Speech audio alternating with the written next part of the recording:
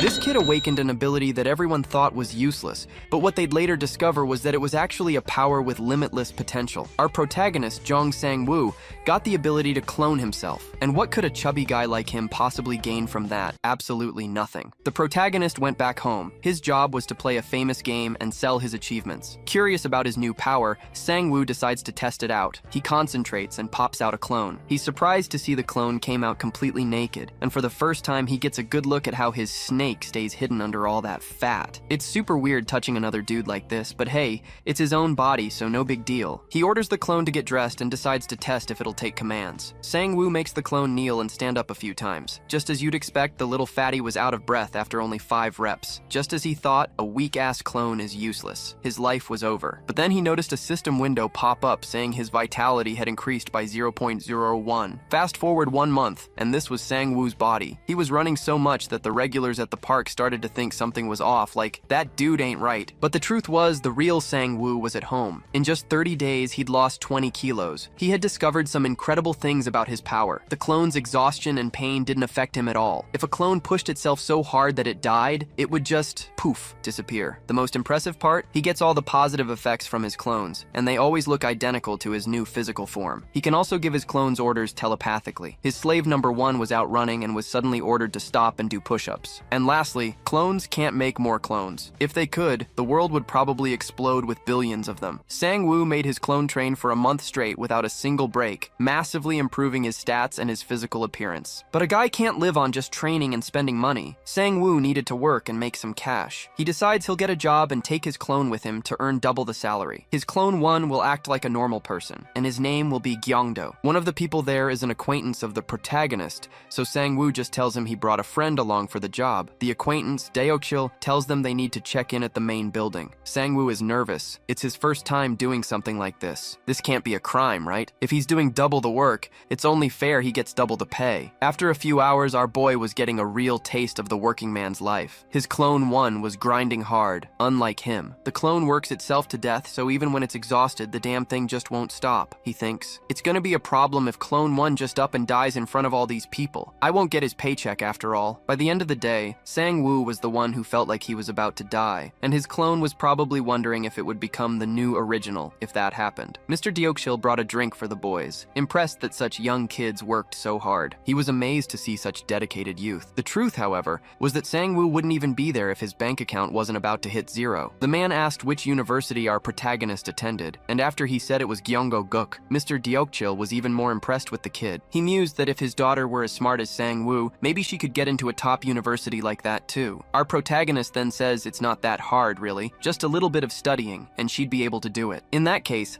the man offers our boy a new job. He's to become his daughter's tutor and cram knowledge into her head by any means necessary. Daeokchil even offers a great price for it, because of course a father has to do what's best for his children's future. The next day, Sang-woo felt the full body ache of actually exerting himself. If the clones suffer like this, he thought, maybe I should go a little easier on them. He mentally orders his slave number 1 to come home, since it can't work for more than 24 hours straight without getting the police involved. Now that he'd gone easy on his clone, it was time to kick back and grab a bite to eat. After a while, the clone returned home. Sang-woo ordered it to take a shower because it had more work to do. With clone 1 all clean, Sang-woo wanted to try something new. He planned to use a needle to prick the tip of clone 1's finger. The reason? In this world, there are abilities that can be awakened. One of them is regeneration. If he injures himself over and over and lets the body heal each time, he might awaken a high-level regeneration skill. Of course, doing that to himself would be horrible, so the best way is to just hurt the clones. Sang-woo gives a new phone to clone 1. From now on, it has to answer his calls, and while it's at home, it has to be exercising. Sang-woo headed out to upgrade his training regimen and decided to join a gym. His acquaintance ran into him and said he almost didn't recognize him, quipping that there was only half of the old Sang-woo left in that body. Our protagonist replies that he's got a new lifestyle now,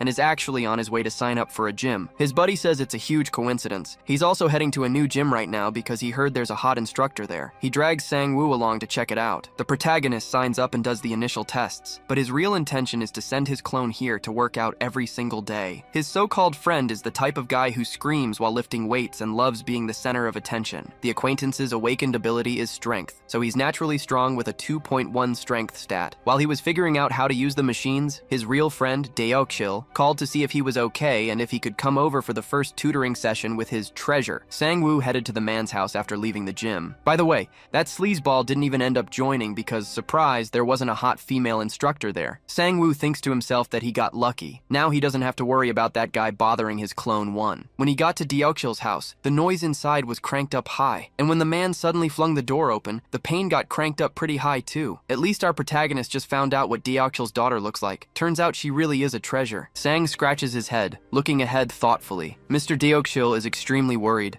apologizing profusely for the door incident. A caring hand places a small plate with a sliced apple on the table. It's Deokjil's wife. She says she barely recognized the boy because of his weight loss, and he explains that he's been working out a lot since they last saw each other. As he wipes his mouth with a napkin, his gaze shifts to the girl. Miss Haeon looks a bit nervous, her hands resting on her knees. She's blushing and looking down, but she responds when her name is called. As Sang introduces himself, the euphoric parents notice how meek and blushy she is, believing she's taken a liking to the boy. Haeon is very embarrassed because she thinks Sang must have heard her yelling through the door.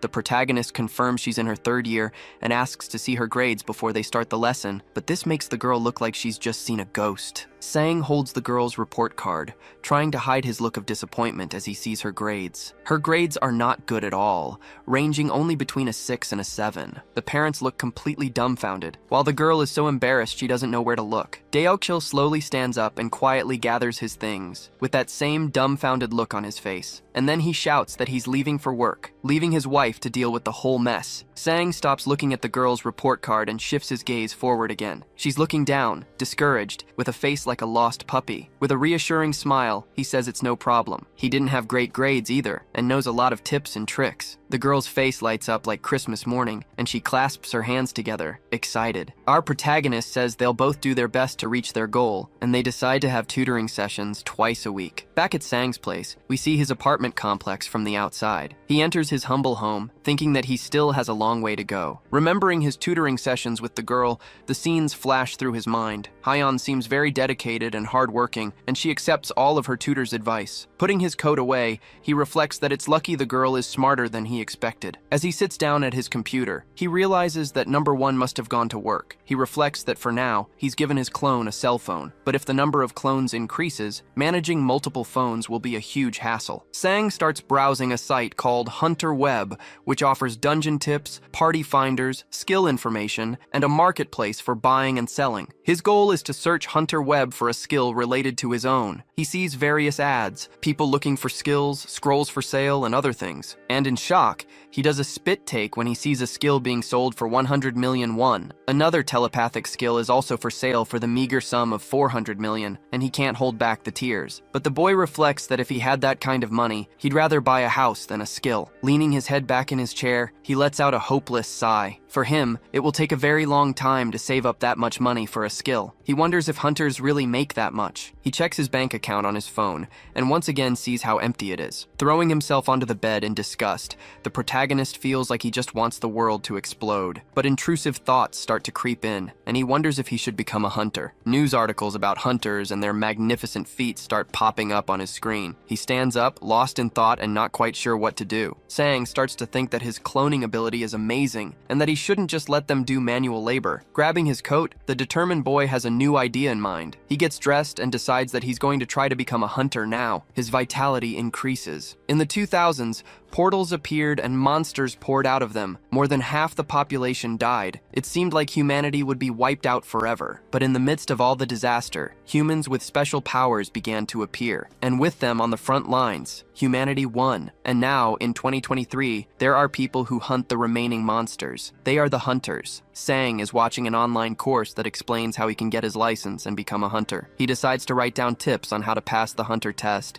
and heads to the Hunters Association. As he stretches, he realizes that ever since he started cultivating his vitality, he's been feeling much better, even with less sleep. He enters the association and makes his way through the building. A masked man with a sword on his back is talking to a weapons dealer. Another man, bald and covered in scars, is cleaning the parts of a firearm, and a suspicious-looking old man in a large hat is waiting in a corner of the room. Sang is amazed by how many strange types of people he can see there. He notices that there don't seem to be many people taking the test. A woman in a uniform announces that registration for the test will will close in 20 minutes. He knows he needs to head to the basement, but the situation is starting to make his anxiety kick in. He arrives at a room with a sign that reads, Hunter License, Test Room. With a trembling voice, the protagonist opens the door and says, "Excuse me." Incredibly, every single person in there was either super intimidating or just plain bizarre. No exceptions. Sweating like a pig, he wonders why there are so many people here. Two sinister-looking men laugh at the protagonist for saying, "Excuse me," as if he were some kind of fool. Someone in army boots approaches with firm steps.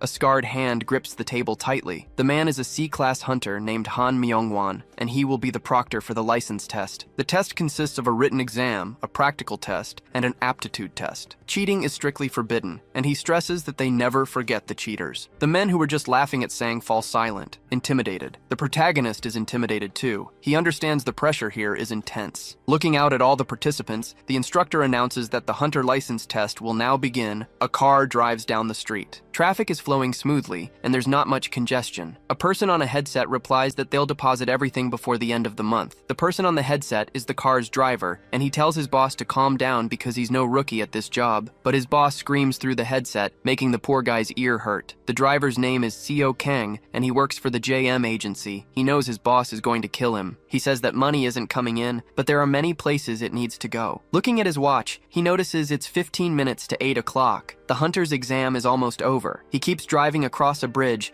as the setting sun bathes the entire scene in orange. Someone raises their arm with a bracelet, and a status screen announces they've passed the exam. That someone is Sang, who looks confused as he realizes he made it. Everyone told him it was easy, but he never imagined it would be this easy. The written questions were pretty easy, and he only had to memorize a few things. They give you plenty of time to train for the practical test, and the target is super close. And the aptitude test feels more like a middle school ethics quiz, with questions like if he's ever thought about shooting someone. Sang wonders if it's okay for the test to be like this, since this job is all about taking risks and using weapons. As he walks back home, he's deep in thought and looks to the side. Looking up at a tall building, he thinks to himself, it seems like the government really wants them to do this. But with a sigh, he decides it's better not to overthink it. Suddenly, he comes across a group of people, and some men in suits are handing out business cards. The men are very well dressed and groomed, extremely sharp. They smile warmly as they hand the cards to passers-by. Sang wonders if those are people from the guilds, trying to recruit new hunters. And soon, someone approaches him and offers him a card too, congratulating him on passing the exam. The card is from the JM agency, and it has the name Seo Kang Junmo on it. He introduces himself and says that whenever Sang wants to buy an item or find a monster to hunt,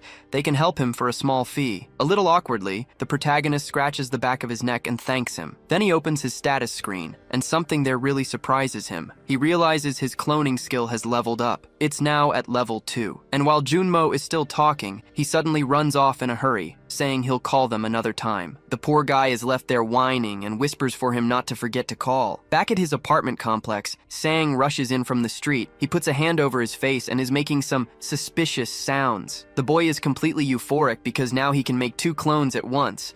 His new clone is being created. Just like the first one, it appears in a cloud of smoke. Now there are 3 Sangs, and he says he's counting on the good work of his new clone, number 2. Showing the small card he got from the JM agency, he says that now they are all ready to become hunters. Junmo tosses the remaining cards onto the car seat and says he's finally handed out almost all of them. Adjusting his tie, he's hoping they'll contact him soon. Thoughtfully, he looks at his own reflection in the car window, watching the night. We now see a gigantic building, the Haesong Guild official building, Korea's number 1. A document with some highlighted information is lying on a desk. A man drinking from a mug says they need to arrange the payment according to what's on the list. Junmo takes the document and says that's fine, but as he looks over the information more carefully, something worries him. In the total payment field, prices for slime fluid, horned rabbit horn, and troll fluid are listed. Sweating, he holds the paper, a bit confused, and starts to ask a question. He noticed the amount looks weird, but before he can finish his sentence, the other man cuts him off, calling him Junmo. With a mocking look, he asks if it hasn't been a while since he joined Haesong, and Junmo confirms that it has. The man then explains that he needs to be sharp, which makes him a little worried. Placing the mug on the table, the guy adds that if they do everything exactly by the book, there won't be anything left for them. He puts a hand hand on Junmo's shoulder, saying he knows he's an upright guy, but they don't need to be so sensitive about the guild's services. Junmo looks furious and ends up crumpling the paper, but the man, still mocking him, asks again if he understood. Back in his car, Junmo says that if he knew it would be such a complicated situation, he would have just kept his mouth shut. A ringtone starts playing from his suit pocket. He quickly reaches for it, thinking it's his cell phone. When he answers, he confirms he's Kang Junmo from the JM agency. On the other end of the line is Jong Sang-woo, who says there's something he'd like to discuss. Night has fallen, and we see the outside of a shopping complex near a cafe called Starlux. Junmo enters the cafe, looking for the person he's supposed to meet. Sang is sitting at a nearby table and waves at him as soon as he walks in. Junmo apologizes for making him wait, but Sang explains that he just arrived too. The man asks if they're going to get something to drink. A cafe employee is near the register, and Sang says yes, he'd like to get a drink. They ordered an iced coffee that looks delicious. The man confirms if Sang wants to go on a safe hunt, one that even a beginner could handle. Sang says yes, so the man asks what his skill is. With a serious expression, holding his coffee, the protagonist says it's cloning. Placing a hand on his chin, Junmo thinks he's heard of this skill before, one that creates an illusion that can do anything. As Sang chugs his coffee in one gulp, Junmo thinks that for a rookie who makes illusions, it would be physically difficult for him to be useful in a hunt. But he says it's a good skill anyway, and hands over the contract for him to read. The first hunt is recommended to be in slime territory. They aren't dangerous, but when eliminated, they release a toxic gas, so masks will be necessary. Sang uses his phone to take a picture of the contract and says this will be a piece of cake for him. The second would be in the Horned Rabbits area. It's possible to hunt there for long periods, but since they're hard to catch, it'll be tough to make a lot of money. There are other low-class monsters like giant rats, but the two he mentioned before are the only ones where he can guarantee Sang's safety. The protagonist thinks both places sound pretty cool, and he also likes the prices he'll get for the items he collects. And so Sang says he'd like to proceed with that contract. With a friendly smile, Junmo thanks the new hunter, and since he liked both hunting grounds, the man asks if he's decided which one he's going to choose. But with a decisive and cocky move, another one of Sang's hands answers no and stamps the paper. This move startles poor Junmo, and now he realizes he's not just dealing with a copy of the person. He lifts the stamp from the paper, and there's his signature in red. Startled, Junmo looks at the person who just stamped the paper. And now, with two Sangs present, they both declare, "When we said we liked both locations, we meant we're doing both." During another client meeting, a man with a sword on his back and spiky hair talks with Junmo. He says he heard the man's ability is cloning. The man looks like a masked ninja, not showing his full face, and he confirms that it's true. Junmo asks to see his cloning technique, and upon seeing the demonstration, he is amazed by what he has just witnessed. The ninja swordsman sheathes his sword back on his back, and his several other clones surround him, all in a battle stance, ready to attack. But Junmo realizes that something isn't right here, and he gets worried. And the clones created by the ninja lunge forward in a precise sword attack. The blades seem to pierce right through the body of the original ninja, who's sitting in the chair. Poor Junmo covers his face, unable to watch, and begs them to please calm down. With his eyes watering and his heart racing, he looks forward again, and the ninja, now being run through by a fake blade, explains that it's all just an illusion. Nothing is real. Junmo slowly reaches out to touch the sword, but his hand passes right through it, as it can't cause any damage at all. But the clones are perfect for drawing the attention of nearby monsters. That tense situation made Junmo nervous, but now he starts to laugh in relief. And snapping back from his memories, the man now thinks that the cloning ability from that time was definitely an illusion. But this time, he can clearly see the situation is very different. Sang picked up the contracts with his own hands to check the conditions. On top of that, he also drank coffee like a camel dying of thirst. With an extremely worried expression, the man realizes this is his first time seeing an ability like this. Just to test the waters, he decides to ask if they are twins by any chance. This question makes Sang burst out laughing. Pointing to his clone, he says, still cracking up, that it's understandable he would think that. He places a hand on his copy's shoulder to show that it's physical. Sang explains that this guy right here is his clone. Junmo might have confused his ability with someone else's, but this clone is real, and he even adds that he has another copy, but he sent that one to the academy. Junmo is surprised and asks if the clones can also build muscle. The protagonist says yes. If his clone gets stronger, he gets stronger too. It's possible to increase his stats using clones. This makes the man start to think that this ability isn't merely an F-class skill, but has gigantic potential. But getting back to the hunting grounds, Sang has a question for him. He wants to know if it would be a problem for the same person to enter multiple locations at the same time. Junmo explains that entering simultaneously would be difficult because there's a record of a person's entry. With a grim look on his face, place, the boy knows that if this bureaucracy exists, it would be a huge problem for him. But the charitable Junmo says he will try to talk to the association about it and asks him to come along. Scratching his head, the boy says that's fine, but he won't be able to use the ability until tomorrow afternoon because of the cooldown time. So Junmo asks them to meet in 2 days at the Hunter's Center. With a somewhat suspicious expression, he asks about the contract. And with his stamp in hand,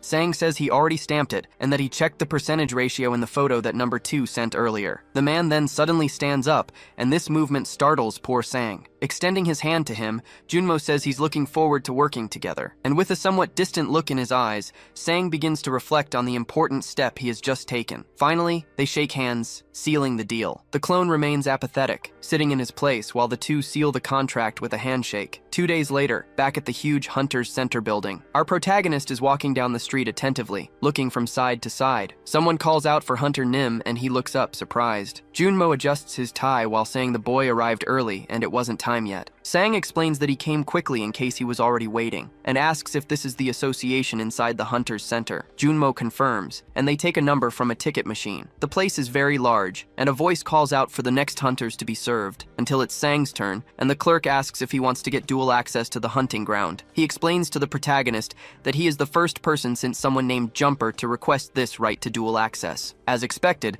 this is not a common case, and the employees search through piles of files. Sometime later, the employee returns and asks him to go to the civil service office to process the relevant documents. That whole mountain of paper startles both Sang and Junmo, who just stare at the giant pile. The man says he will take care of these documents and asks the boy to head to the skill demonstration room. He goes to a counter with a female attendant and hands over the stack of papers. Meanwhile, Sang arrives at a room where there's a young woman in a lab coat and a transparent chamber. Concentrating, he forms a cloud of energy like he always does when he's about to summon his clones, and a new Sang appears in front of him, perfectly identical and completely naked. Apparently, the protagonist forgot about this little detail, and it leaves the young woman quite embarrassed. Elsewhere, a man is working on the bracelet with high-precision tools. He's examining a specific part with sharp focus, and then he announces that the identical ID bracelet is complete. Now the clones can access the hunting grounds by scanning their fingerprints. Simultaneous entries and exits are possible, and wherever he enters, the clone can enter too. The excited man says this is an unprecedented ability,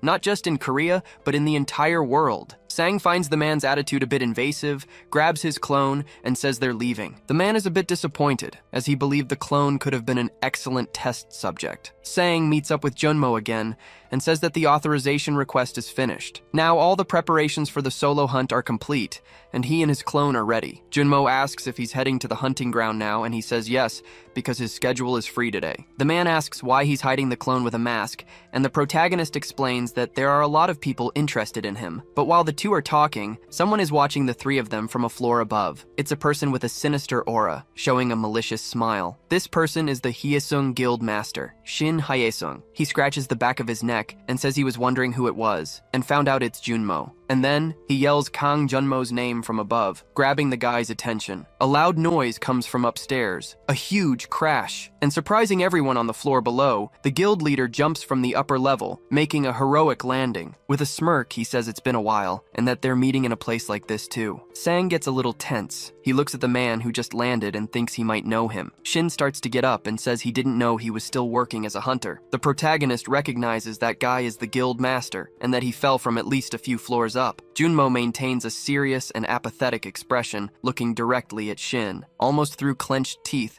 he greets the man very politely. This sends the man into a fit of laughter. He asks what he means by sir, and all these formalities. Looking him over, he asks who this guy is. Junmo explains that he is a hunter associated with their company. Shin's pupils dilate, and he sighs a little. Looking the protagonist up and down, he says he understands, and then his eyes are drawn to one thing in particular. He asks Junmo if Sang is perhaps an F rank. The protagonist doesn't like this assumption at all and looks completely dejected. With a trembling voice mocking poor Junmo, he says that someone who once supervised C and D ranks has fallen this far. And while laughing hysterically, he says he can't believe he's now taking care of an F rank, especially one dressed in a sweatshirt like that. This irritates Junmo, who clenches his jaw, holding back the urge to insult the big shot's entire family line. But Sang places a hand on his shoulder, as if to tell him to calm down. He has a serene expression, unfazed by the pompous man's mockery. The man, in turn, is even wiping tears from his eyes from laughing so hard. He puffs up his chest at Sang and says it looks like he has something to say. But the protagonist returns it with a very friendly smile, as if he's come in peace. And he says he's honored to meet the country's #1 guildmaster. The flattery technique worked. Shin says he doesn't have the eyes of an F rank and seems to have his head on straight, but with a more sinister aura. Sang says he's not done yet, and that's not all. That the guild is #1 in the country's dungeon monopoly. Shin's expression brightens even more. And it's also #1 in hunting ground restrictions, and in terms of payment rates. Sang acts overwhelmed, saying that for someone so important to be complimenting him, he has no idea what to do now. Scratching the back of his neck, Shin says the boy has guts and feels flattered, and a sinister energy begins to emanate from him as his smile turns dark. He places his hands on Sang's shoulders and says he wants to see if his skills are as good as his courage. This worries our protagonist, who immediately starts sweating nervously. But interrupting the situation, a man with glasses and a bowl cut shouts for his sir. He comes running towards Shin, who refers to the four-eyed man as a buzzkill, and because of that, he says that's all for today and steps away from the boy. Looking at him with malicious eyes, he asks for the protagonist's name, but our boy doesn't just hand over the information and tells him to find out for himself. Waving his hand, he says he's a fun guy and says goodbye to Mr. Junmo. The man with glasses gives Mr. Shin a little scolding, saying he shouldn't leave the association like that. Now in the car, Junmo, Sang, and his clone are silent and thoughtful. A bit awkwardly, Junmo thanks the protagonist for what he did earlier, but he says he couldn't just stand by and watch. He had to act. Junmo asks if he knew about his relationship with the Yixiang Guild. The boy replies that he's no fool and found out a few things by researching the JM agency. He says he had trouble finding material, but managed to find a rumor that Junmo was fired from the guild. Some pages show people commenting that the guild is horrible, among other cruder insults. And Sang adds that there were comments telling people to never join the JM agency because they would be targeted by the Yixiang Guild. So, a little confused, Junmo asks why he chose this agency. And with a sly grin, the boy replies, it was because of the very good payment rate. The clone, as usual, is mute and silent, just looking out the car window. Besides, the protagonist says he can trust Junmo if there's anything he can't handle in the industry and with the guild. The man is flattered by this show of trust and grips the steering wheel firmly with both hands, and so he thanks him from the heart, and they continue on their way through traffic. Inside the gym, some background music is playing to hype up the gym goers. A hand wrapped in bandages, already covered in bruises, trembles while performing the exercise. Toned and trembling legs also push on with full determination. It's Sang's clone, completely focused on the exercises, which even makes the other people at the gym worried. The instructor bites his thumbnail watching all that unusual effort. A woman approaches and asks if it's okay for him to keep pushing himself like that,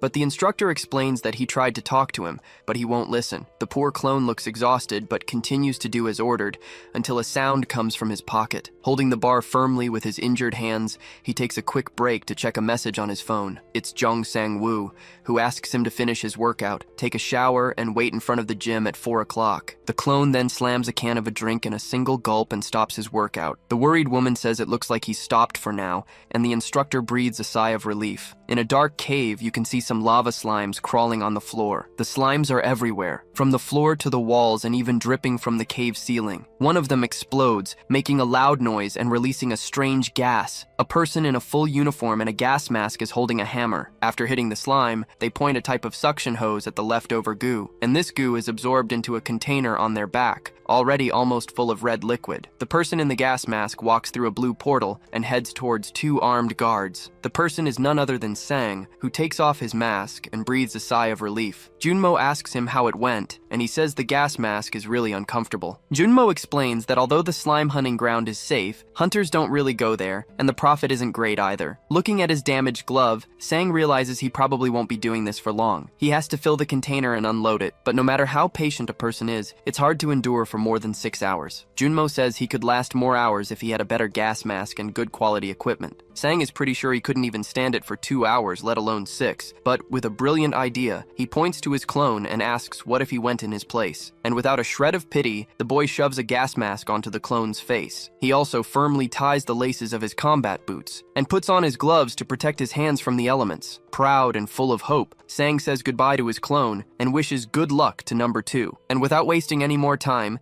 he asks Junmo if they can go to the horned rabbit hunting ground now. He was about to point to clone number 1, but he isn't there with them. With a blank look on his face, Sang remembers he still hasn't picked him up from the gym. Poor clone number 1 is waiting with his gym bag, his body trembling from the intense workout. There he is, clone number 1, waiting just as his master ordered. A car approaches and parks right next to him. Sang yells from the window, telling number 1 to get in the car. The sun is setting over the big city, casting a wonderful glow. Junmo asks if Sang plans on just calling his clones number 1 and number 2. The protagonist explains that since they're all identical, things would just get confusing if he started giving them creative names. The man agrees, saying that since they're clones, names aren't really necessary anyway. Changing the subject, Sang says he heard that people normally use guns to hunt the horned rabbits. Making a gun gesture with his hand, he asks if he'll need to prepare any special equipment for that. Junmo explains that he can use his own gear, but there's also equipment available for rent at the hunting ground, though it's not free. But he agrees the boy will need his own equipment eventually. Since rented gear can only be used on site, it's easier for the owners to retrieve it. With his hand on his face, Sang starts to think, until he hears something. The man tells him they've arrived. That's what the sound was. Now they're at the Ujangsan field, filled with battle tanks and all sorts of military hardware. The guards securing the area are heavily equipped and armed. One of them is holding light sticks, signaling the way for tanks and aircraft. Sang realizes the place is enormous. It's nothing like the slime hunting ground. Junmo explains this is the famous field where a monster invasion once took place. Putting a hand to his chin, the boy thinks he's heard about this before. Normally, portals are disconnected from the outside world, and most hunts happen after the hunters have already gone inside. However, in some cases, a monster comes through the portal and destroys the surroundings, turning the area into a battlefield. And 5 years ago, a monster invasion happened right here. Most of the strongest monsters were defeated, leaving only a few F and E class ones behind, so it's a great spot. Worried, Sang asks if there will be any complaints about the noise. The two get ready to enter the field, stopping at a weapon rental shop. A scowling attendant shows them a powerful gun and says it'll be 700,000 won in total. Wincing at the price, Sang knows that's a ton of money, but he hands over his card. Junmo explains that the ammunition is the biggest expense, but if he manages to hunt just one horned rabbit, everything changes. They're that valuable. The area is divided into sections, even inside the field itself, and the spot they're heading to is on the 3rd floor. They reach the spot, and the man in front announces that they've arrived at their destination. And while they're standing there, a deafening blast erupts. Junmo claps his hands over his ears. The field has a surprisingly pleasant vibe. There are people shooting and others eating on the side,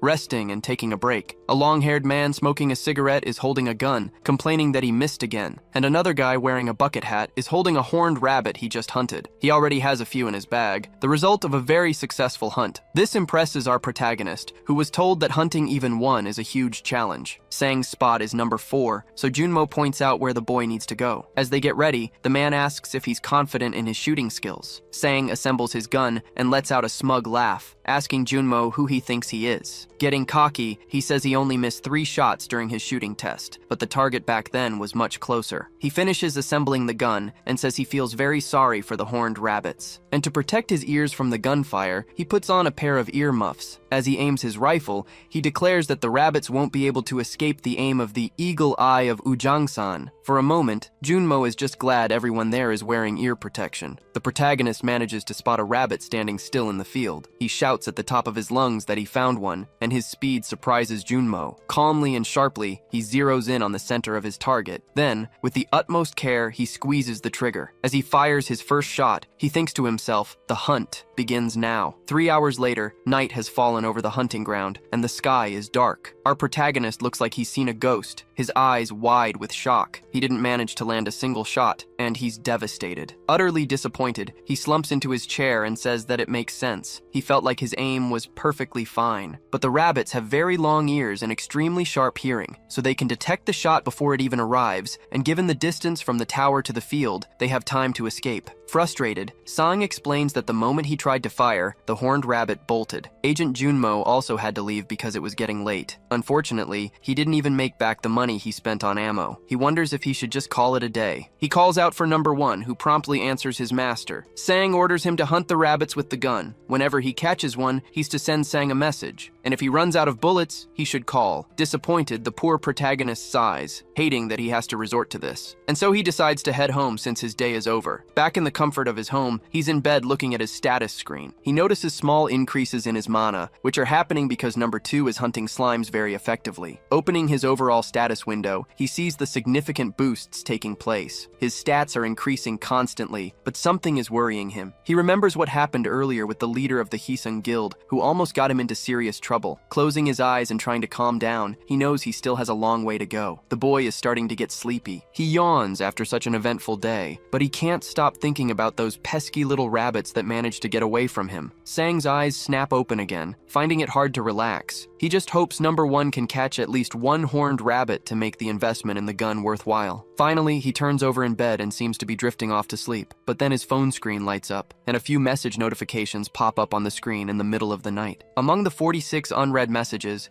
many of them are from his clone, who managed to hunt some rabbits. It's a beautiful day in the city. The sky is partly cloudy, but still mostly blue. We see a shop in a building complex, surrounded by various signs. Junmo is lost in thought, his arms crossed as he gazes out the window. A ringing phone shatters his peaceful moment. He answers promptly, identifying himself as from the JM agency. The voice on the other end asks if this is the agency for the hunter, Jung Sang-woo. The person introduces himself. He's the manager of the slime hunting ground. He asks Junmo to come quickly and stop Sang. When Junmo asks why, the man explains that Sang has been hunting for 24 hours straight, and he's completely lost it. Worried and with a noticeably shaken voice, Junmo says he'll be there as soon as he can. Meanwhile, our hero is just waking up from a very nice nap. Upon checking his phone, he notices he's received a few messages, and that number one has run out of ammo. And suddenly his eyes go wide as he checks his notifications. He wonders why he has so many messages piled up. Sang looks like he's just seen a ghost, his eyes glued to the screen. The agent has already arrived at the slime hunting ground,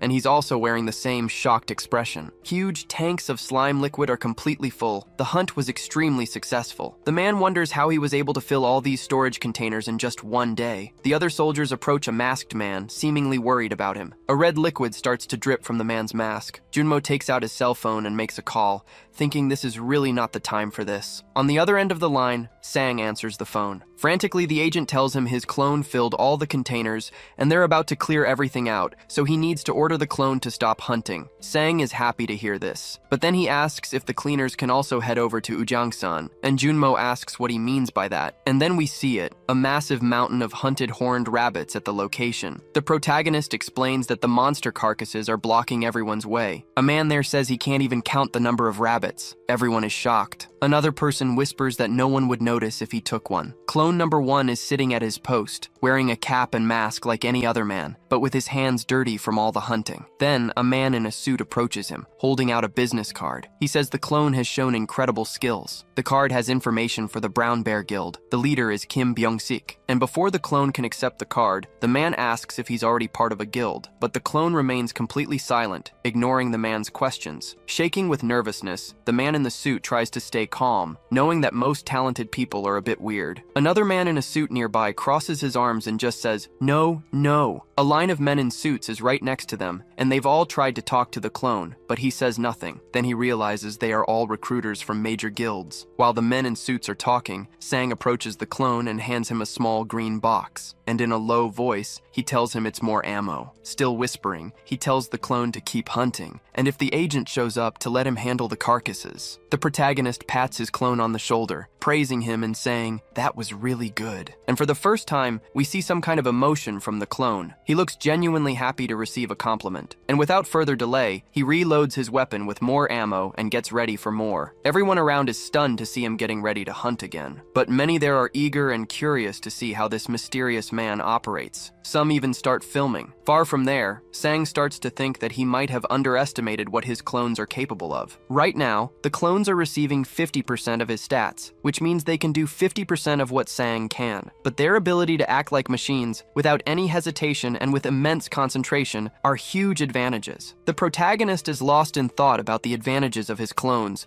when a voice shouting, "Teacher!" snaps him out of his trance. Turning his head, the young woman asks him what he's thinking so hard about. He tries to compose himself, saying he just observed her activity, and it was much better than last time, but she insists on asking what he was really thinking about. Sang explains it's nothing major. He just went to a hunting ground and did better than he expected. Hayan is shocked to learn that her tutor is a hunter, and even stands up from her chair. The boy forgot that he never mentioned it, and she says she had no idea. Then she takes out her phone and asks if her teacher knows who the hunter is that everyone's been gossiping about today. She shows him a video and says it's Ujangsan's Hawkeye sharpshooter, and Sang nearly chokes when he sees it's his clone. Still a bit dazed from the shock, He can't manage to answer if he knows who it is. She moves the phone even closer to him and says the man has already hunted over 200 rabbits and might set a new record, but he doesn't say a word, he doesn't respond to anyone, and that makes him even cooler because he's so mysterious. When asked for his name, he only replied that he is Ujang-sun's Hawkeye. This information makes Sang's face sink. The young woman says she thinks the hunter is really cool and that her real dream is to become a hunter too. The protagonist asks if she's an awakened. She says yes, and that she has a license too, but she's afraid to go to the hunting grounds. She gulps, taking a moment as she looks at the protagonist. Tucking her hair behind her ear, she asks if she gets a good grade. Could he take her to a hunting ground just once? Sang says that's not hard, but if she can pass the university entrance exam, he will definitely take her. The girl gets excited immediately, and he explains that he also knows some safe hunting grounds. Then she holds up her pinky finger, asking him to seal the deal with a promise. The boy sighs, pleased to see his student's determination and willingness, and so he seals their agreement, linking his pinky with hers. With a determined smile, she tells him not to change his mind. As night falls, Sang asks her to keep it up, because this way, he knows she'll be able to get into Gyeongguk University. A while later, the bedroom door opens, letting the light spill out. Haeyeon's mother is washing the dishes and is surprised to see the lesson has already ended. She asks if the lesson went well, and the protagonist confirms that everything went fine. Haeyeon has her ear pressed against the door, listening to her mother and her teacher talk about her. He's praising her. The woman offers to have Sang stay for dinner, but he says he has somewhere he needs to be and says he'll be back on Monday. Hearing this, the girl immediately starts to sweat. She flops onto the bed, dreamily hugging a teddy bear and thinking about her appointment with him. Forming a small flame in her hand, she says that her teacher is a hunter, and thanks to that, their conversation today was great. At first, she didn't like the idea, because he was someone her father knew, but now she's changed her mind. She starts to remember her teacher's smile, and her heart begins to race. He's kind, considerate, and on top of that, she thinks he's a great teacher. The girl also remembers the sincere smile Sang shows her sometimes during their lessons. Clutching her teddy bear tightly as she blushes,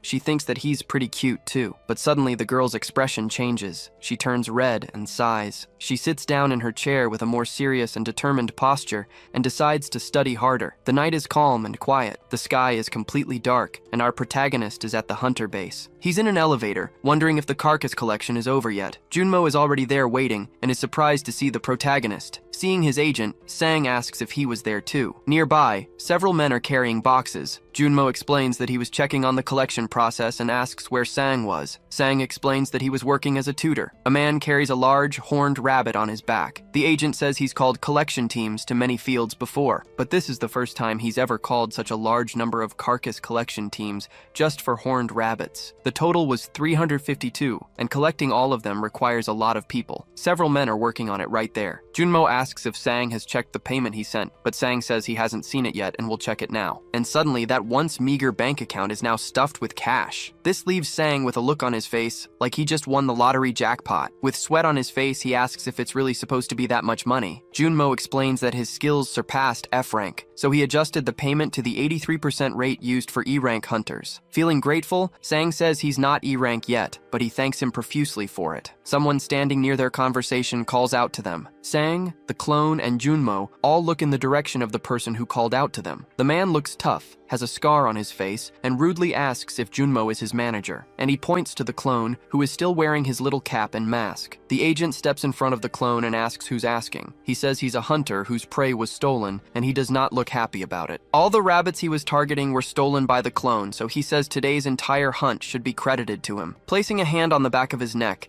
the smug guy says they should pay for it. Junmo is a little apprehensive. It's never fun dealing with this type of person. He whispers to Sang that they apparently chose the wrong place, and Sang says he didn't know these kinds of people existed. Placing a hand on his chin, our protagonist starts thinking about what to do in this situation. Then, very quietly, he tells his agent he has an idea. The opportunistic jerk watches the two of them talking and asks what they're whispering about. But, holding out his hand, he says he's a man of scruples and will accept just 10% of the total payment. As if his soul had just left his body, Sang just looks completely dumbfounded. The man asks if he's laughing, and if he thinks he looks like some kind of clown. Sang Sang puts a hand on his clone's shoulder and tells the man not to worry, because he won't be back here for a few days. He tells his agent they should go, but the man gets irritated and refuses to back down, saying he's not finished yet. The two of them simply ignore the man and walk past him, with Sang saying they're going to the nearby cafe. This makes the guy extremely furious. The veins on his forehead start to pop out. Then he winds up for a big punch aimed right at the protagonist, screaming at him not to ignore him. And quickly, Sang orders number 1 to act. The clone's eyes glow like a newly activated robot, and the clone steps in front of the punch that's just about to hit the protagonist. The punch lands with full force. He's thrown backwards by the impact, and the man looks a little confused. The force of the punch was incredible, and poor number 1 goes flying. He crashes into some boxes in his path like a pinball, and finally, he lands hard on his back with his arms spread wide. The punch probably hurt his face because there are scuff marks on his mask. The thug's demeanor completely changes now. He gets upset, saying he didn't even hit him that hard. So Sang takes advantage of this, raises his phone, and starts recording everything, yelling about how cruel the man is. The protagonist yells that people won't let it slide if they find out someone acted with such violence in a sacred hunting ground. And then the thug is at a loss, looking all around as the cleanup crew stares at him. Shouting loudly, Sang says it would be a real shame if this video ended up on the hunter web. The man's face is red and veiny. He's super nervous and completely at a loss for words. Getting closer to him, the protagonist places his hand on the guy's shoulder, looking utterly convincing. With a sinister aura, he then suggests that they should just go their separate ways. The man starts to grit his teeth in rage, left with very little choice. Later, at a cozy cafe with some chairs outside, Sang is having a drink and asks, startled, about the Hisung Guild. Junmo thinks the hunter who was looking for a fight earlier was a member of that guild. Since the Hisung Guild is so large, it has all sorts of people,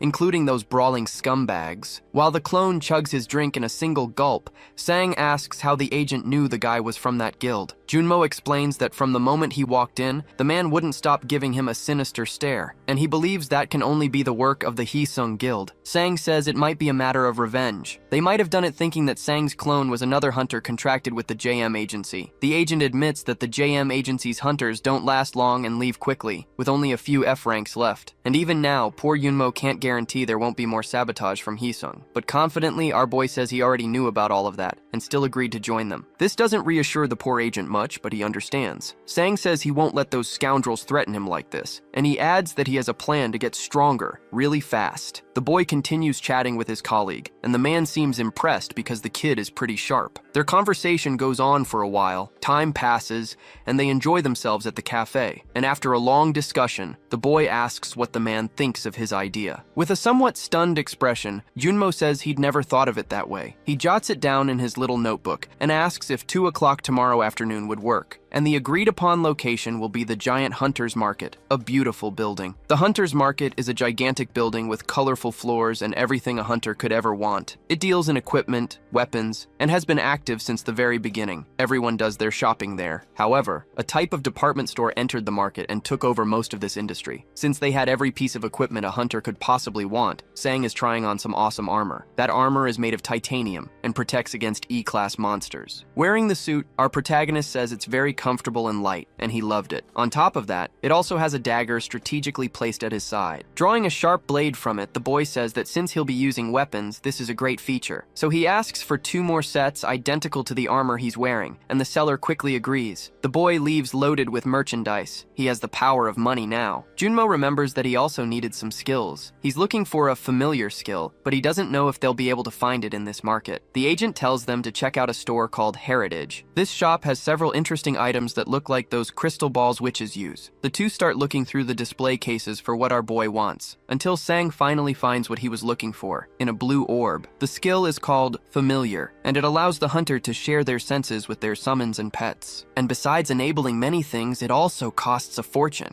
Wondering if he really needed 2 kidneys, or if it was worth selling one to buy the skill, the boy puts his hand on his face. With a shameless look, he asks his agent for an advance. Poor Junmo gets tears in his eyes but says he can try to lend him 50 million won. Sang thanks him and says he can figure out the rest of the amount with a few installments. But despite risking his credit, the boy has a lot of faith that the skill will be useful, and with its help, they can get the money back in no time. So the two buy the expensive little orb, and he takes it to another location. Our boy starts to read the instruction manual for the device. There are 2 rules on how to activate the skill, for mana users and non-users. Since he doesn't know how to use mana, he uses a small remote to turn the thing on, and he places his hand very close to it, so it's in contact with his body. He's a little apprehensive about whether this will work and trembles slightly, and squeezing his eyes shut, he decides to press the button on the remote. An orange light begins to pour out of the orb, illuminating the entire room. The light expands so much that it forms a huge explosion, and then the notification screen pops up, announcing that the familiar skill has been created. This skill is at level 1 and shares senses with the chosen target. Sang looks at his hands with a perplexed expression. The skill orb disappears after that whole explosion of light, and clenching his fists, the protagonist can feel the power flowing through his veins. He gets up from the floor and calls his beloved and obedient clones. The two walk in perfect sync, coming together to their master. They're already dressed for the mission, wearing the armor he bought earlier. Sang looks at the two of them with an encouraging gaze and tells them to begin. Before this, when the protagonist was chatting with his agent, he asked what he thought about the hunt's results. He said the outcome was wonderful and that he never would have expected such a result. Sang explains that the clones only have half of his stats, but one of them managed to catch over 300 rabbits. And even when he ordered the clone to take a punch for him, it stepped in front without any fear. It takes a lot of determination not to be afraid of taking a fist to the face, and Sang believes it would also be fully capable of beating up that thug if it wanted to. Junmo understands that the boy is saying that even with lower stats, they have better control of their bodies. He confirms this and says he's going to use it to his advantage. The agent asks how he plans to do that,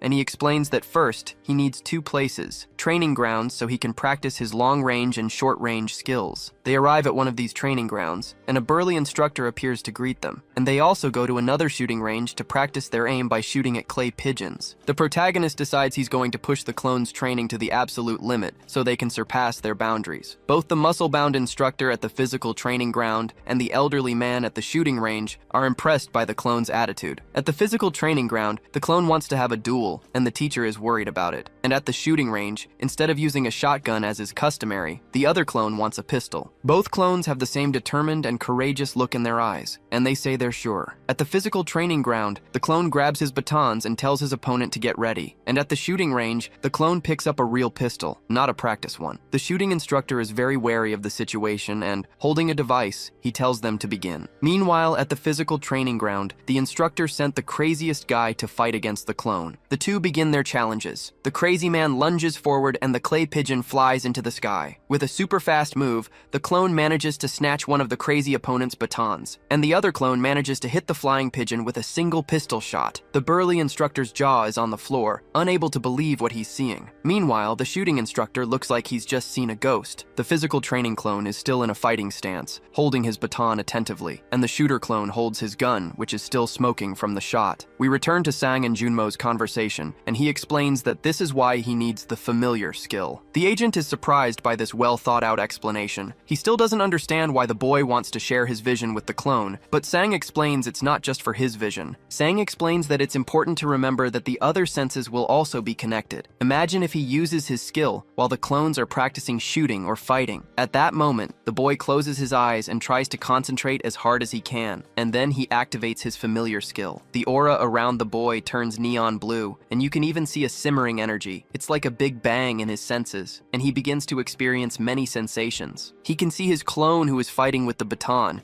and he can also see the wild opponent approaching with full force. The protagonist can see the fight from a distance as it happens in real time. He can control the angle of his joints and his body's balance to dodge attacks. And with that, the clone manages to avoid the blow with ninja-like reflexes. The movement of muscles and the flow of force are also controlled by Sang. In addition, he also controls the breathing during the preparation for the shot. This makes his clone's aim and dexterity infinitely better. The aim and the direction of vision are also strategically modified. The clay pigeon seems to move in slow motion, making it much easier to hit. And Sang can do all of this for every single one of his clone's movements, in their entirety. He is still with his eyes closed, concentrating on every move. Now, he slowly opens his eyes, returning to his reality, and with a determined smile, he knows that now he can have them all. As he uses the familiar skill, the aura around him forms a blue flame. Convinced it was a fantastic deal, he looks at his hand, proud of his skill. The experiences he just had were magnificent, like the rush of air as the opponent's staff passed by his face,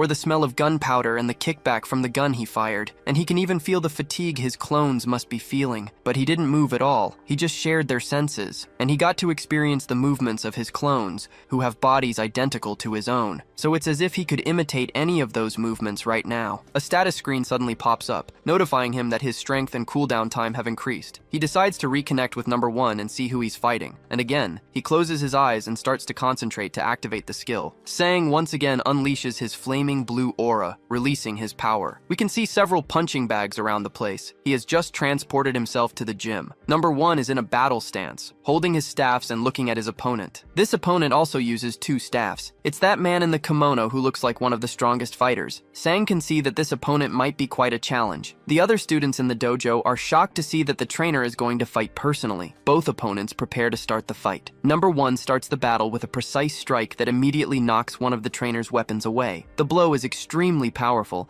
knocking the muscular trainer off balance. And in his thoughts, the big guy believes he lacks experience with staffs in his attacks, but his defense is different. It seems like he's able to predict every attack. This worries the trainer, and he begins to focus more. The veins on his face bulge, and with that, he manages to land a direct hit on the clone's staff. This makes the clone feel the impact, and his arms tremble slightly. He raises his arm with phenomenal strength that even startles the instructor. The 2 opponents bring their faces close in a sinister stare down. The instructor is amazed by the force of the attack and by his ability to copy his move in an instant. Things are looking bad for the big guy, who starts to worry about his chances of winning the challenge. So he unleashes a last resort move with his arms, but the clone manages to dodge. The crowd goes wild, unable to believe he managed to dodge it, and taking advantage of the instructor's open guard, he makes his move. He manages to land the blow, which hits the staff but also affects the man's shoulder. Shocked, the instructor feels the impact of the attack, as if smoke were rising from his staff. He realizes he's also been cornered. The wall is right behind him. Seeing he has the advantage, number 1 already prepares his next attack, but the instructor hasn't shown all the tricks up his sleeve yet. And using the wall for support, he manages to do a flip and dodge the blow from above. This move greatly impresses Sang, whose eyes go wide. The brawny man lands from his jump right behind the protagonist's clone. With his eyes glazed over and ultra-focused on his movements, he's still ready. The students there are proud of their trainer, but they know it was a close call. Meanwhile, poor Sang feels the result of his last attack, an excruciating pain in his wrist. As he gets up, the trainer says that last blow was very dangerous. He asks number 1 if he still wants to continue. Through his thoughts, Sang asks his clone if he's okay, and the copy lowers his head, his face hidden by his cap. In an extraordinary leap, he performs the exact same move as the trainer, using the wall for momentum. This leaves the other students present completely speechless, and the trainer too, who doesn't even know where to look. Sang speaks with his clone again through his thoughts, asking if he's going to continue. Number 1 finishes his jump exactly as the trainer did, with a successful landing, and holding his staff close to his face, he politely asks to go again. Smiling, the trainer accepts the challenge, preparing his staffs. Sang has seen enough there and decides to switch to number 2. A blue aura forms around the clone, activating the skill. The target was shattered in mid-air, turning into tiny fragments. A blonde, well-dressed man laughs and asks if his darling saw that. A woman with long black hair claps and says she did, calling him dear. Sang prefers to stay quiet so as not to offend anyone, but he finds the whole scene pretty cringy. He realizes number 2 is so zoned in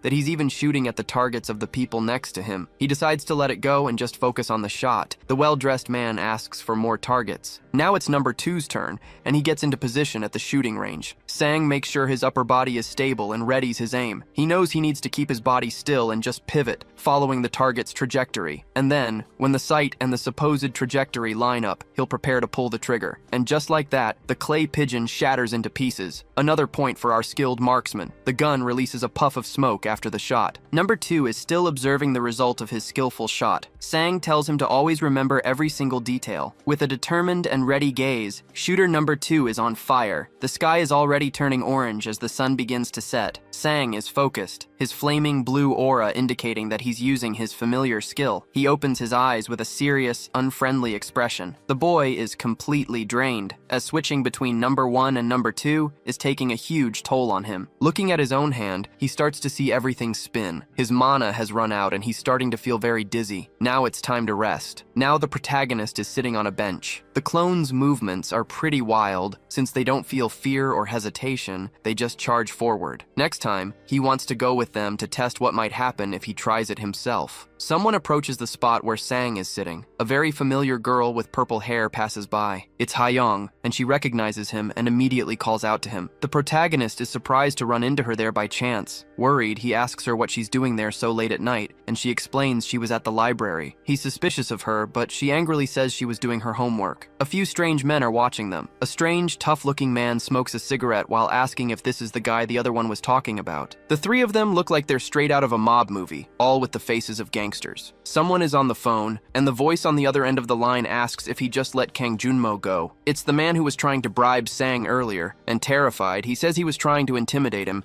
but someone there was filming. The voice on the phone yells, asking if the incident was filmed, but then he tells him to forget about it, say nothing, and not even go anywhere near the Ujangsan field. The voice adds that even if something happens, he is to say it has nothing to do with the Hisung Guild, and finally he tells him to pretend he's just a street thug, and hangs up. The man gets pissed off and throws his phone against the wall with all his might, cursing the person on the other end of the line. Filled with rage, he stomps on the phone on the ground, still screaming all sorts of curses like a madman. While mercilessly stomping on the device, he asks if the guy knows who he's dealing with. But while he's throwing his tantrum, a voice behind him asks why he's so angry. It's Gyun Seok-hyung, a big, mean-looking guy, accompanied by a man with long, straight hair. The big guy's smile is sinister, and he seems like a very dangerous person. There are some cigarette butts on the ground. What a dump. The three of them are so weird and intimidating that people passing by prefer to walk around them. Hyung calls the guy Kid and says he knew this would happen when he joined the country's #1 guild. Shaking in his boots, he asks if there's still work for him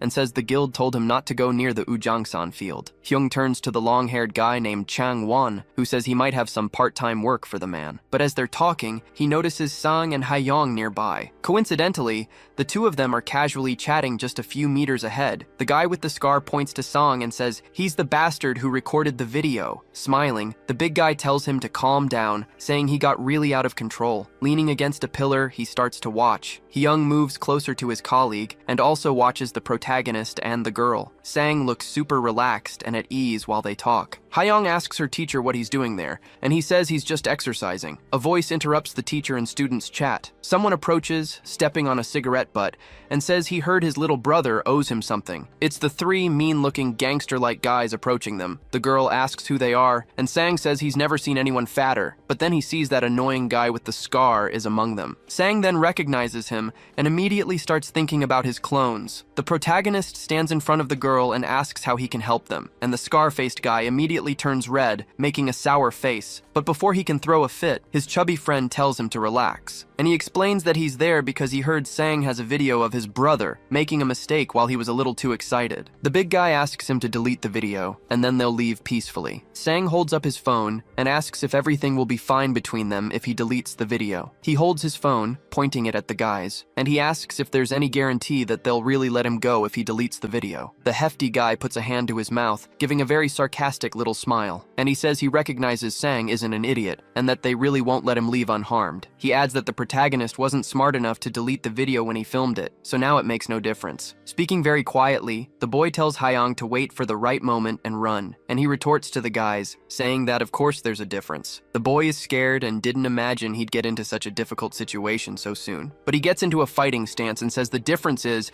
that he's going to beat the crap out of all three of them. Hyung laughs and admires the young man's confidence as Chang-won runs towards him, and the big oaf orders his goons to give Sang a little pat. The protagonist manages to dodge the first blow, but it's 2 against 1, and it won't be easy. And the long-haired guy manages to land a blow right on the poor boy's head. Meanwhile, the other guy lands a solid kick on him. Feeling the impact of the blows, our protagonist is in serious trouble. Before he can recover, another punch hits his chin hard. Extremely worried, Ha-young yells for her teacher, unable to help him. The boy falls to the ground after being hit by so many attacks. He's badly hurt and realizes things aren't going so well in his first fight. The brave girl stands in front of him, and at her fingertips, a light begins to charge up. The light takes the shape of a ball in her hand, and she yells for the three of them to stay back. Getting up with difficulty, Sang looks at his student who is trying trying to defend him, but then he watches more closely and notices something that worries him. The young lady is trying, but she's trembling a lot. The two gangsters realize she's an awakened and aren't too happy about it. The huge guy shoves the other two aside and asks if they're scared of a little high school girl. And he confronts the girl, asking what will happen if they don't back off. The big guy shows no mercy and gets closer to her, intimidating her. But before he can get any closer, the girl shouts for him to stay away and unleashes her energy. The man's large, blubbery body is approaching her. The girl starts shaking in her boots, gritting her teeth with worry, and in a somewhat clumsy way, she unleashes a strike with her hand. The strike flies towards the big guy's swollen belly and hits him. This impact creates an explosion that echoes through the area, kicking up a lot of dust and smoke. The other two gangsters are worried about Hyung and shout his name. The smoke begins to clear after a moment. Hyung is still in one piece and says that, first of all, the awakened are extremely common, and she shouldn't brag about it. The only damage the huge guy suffered was to his clothes, which are now torn and reveal sinister tattoos. He raises his huge arm, preparing a slap, and tells Haeyong to grow up. But just as the attack is about to hit her, Sang jumps in front of her. With hatred in his eyes, he tells the big guy that the fight between them isn't over yet, and with all his strength, he lands a punch right in Hyung's face. Since his guard is down, his arms fly back, revealing an Awaken's bracelet. Haeyong notices this and is surprised by this information. Our protagonist is giving it his all in this unfair 3-on-1 battle. Hyung feels the effects of that solid punch to the face and groans in pain. Sang stays on guard, and the big guy is furious about what just happened. He thinks he needs to recall the memories of clone number 1, and what the clone saw wasn't the opponent's staff. The boy needs to look at the enemy's shoulder and move in advance to dodge the attacks. He knows an attack isn't just about swinging your arms around wildly. It's something that changes the body's structure, engaging muscles from the legs to the waist, and from the waist to the arms, in a complex motion. By being more calculating and observant, Sang manages to land another effective blow on his opponent, but he sees he won't be able to dodge the next punch, and that Hyung is going to hit him. So instead of trying to dodge, he lands a double punch right in the guy's stomach. Sang is tired and out of breath, but his opponent is in much worse shape,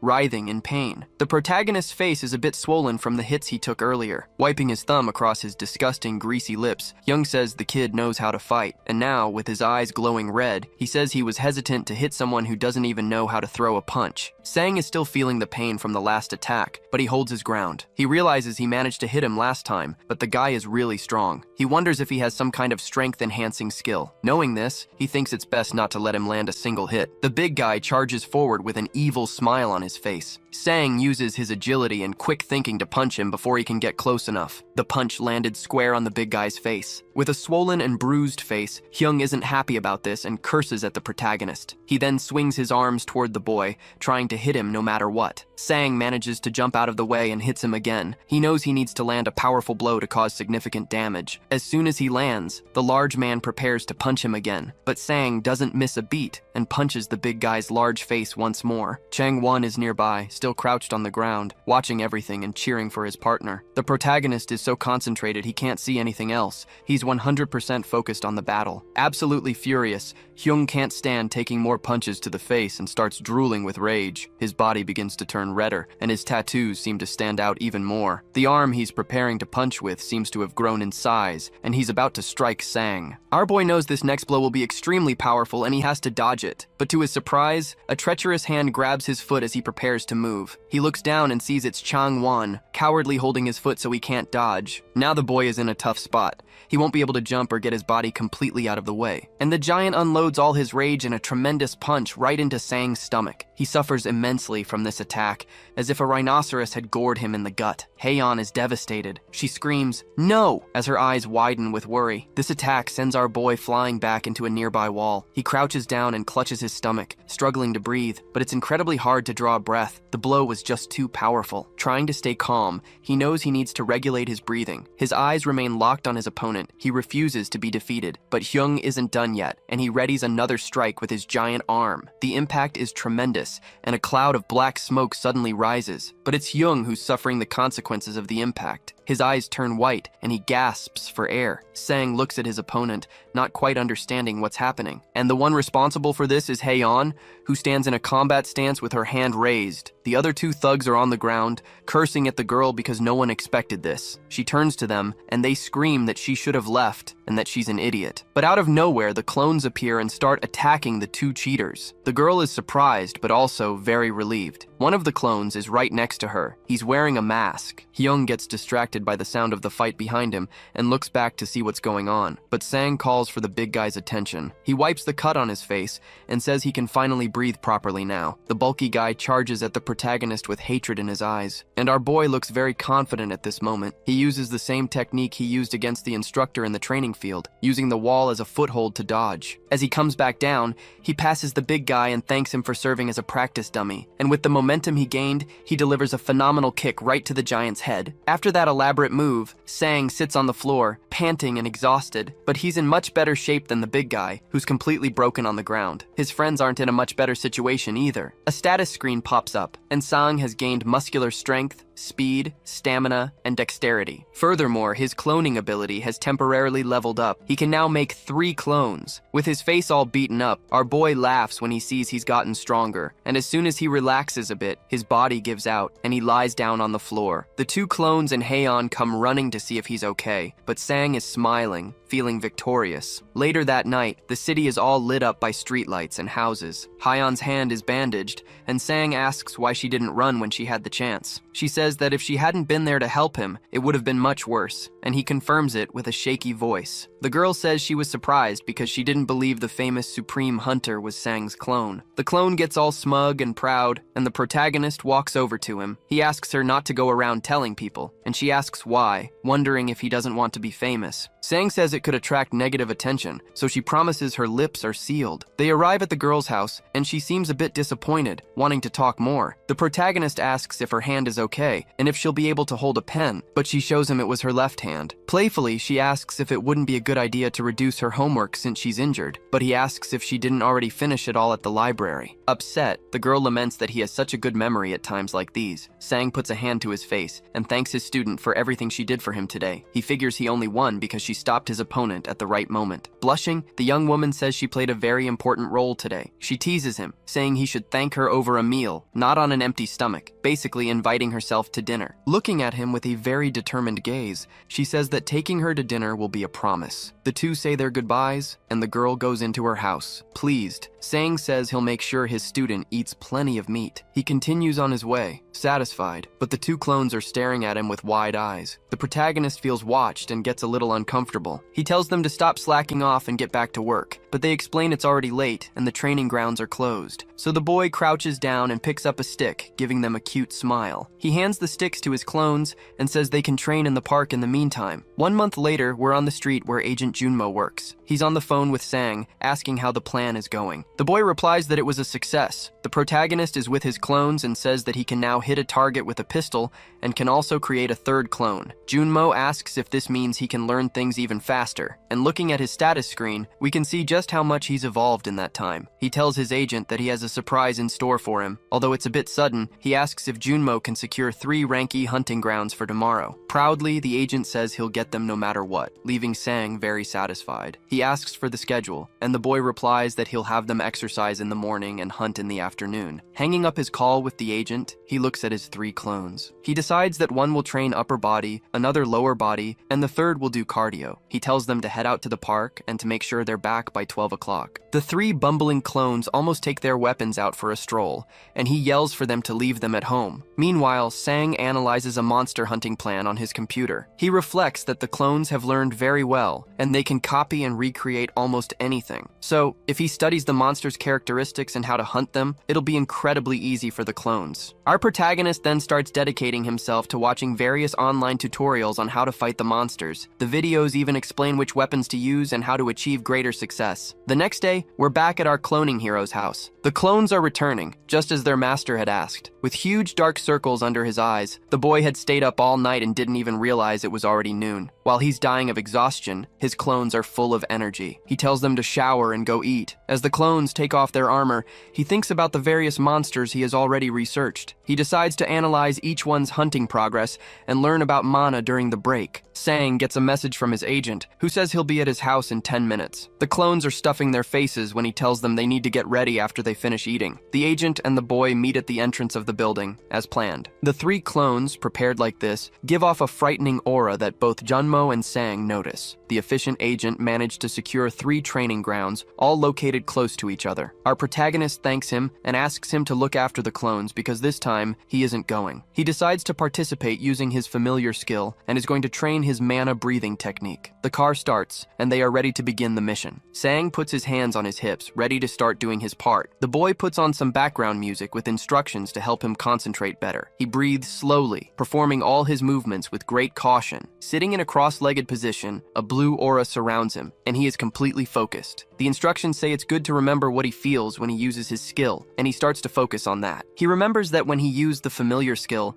it felt as if energy was leaving his body. With his eyes closed, he breathes and feels the energy circulating through his body. His breathing is completely controlled, following the voice from the audio instructions. Then, he starts to feel something different in his chest. It's as if all the energy is concentrated in the center of his body, flowing slowly. His body is like a universe, filled with infinite constellations of power. Abruptly, he opens his eyes, feeling this entire sensation, and then a status window pops up. He has received the meditation skill, which increases mana recovery. Meanwhile, in a hunting ground, a wounded man is crawling on the floor, surrounded by several dead monsters. The warrior is badly injured and doesn't understand how such a strong monster could be in a rank E dungeon. A creature with extremely sharp teeth is chewing on the remains of an alien fish. The wounded man says he needs to report this to the authorities urgently. This monster seems to be far stronger than what this area should allow. In desperation, the man looks at the reflection on his bracelet, and he realizes there's a monster's shadow right behind him. The cursed creature closes in fast,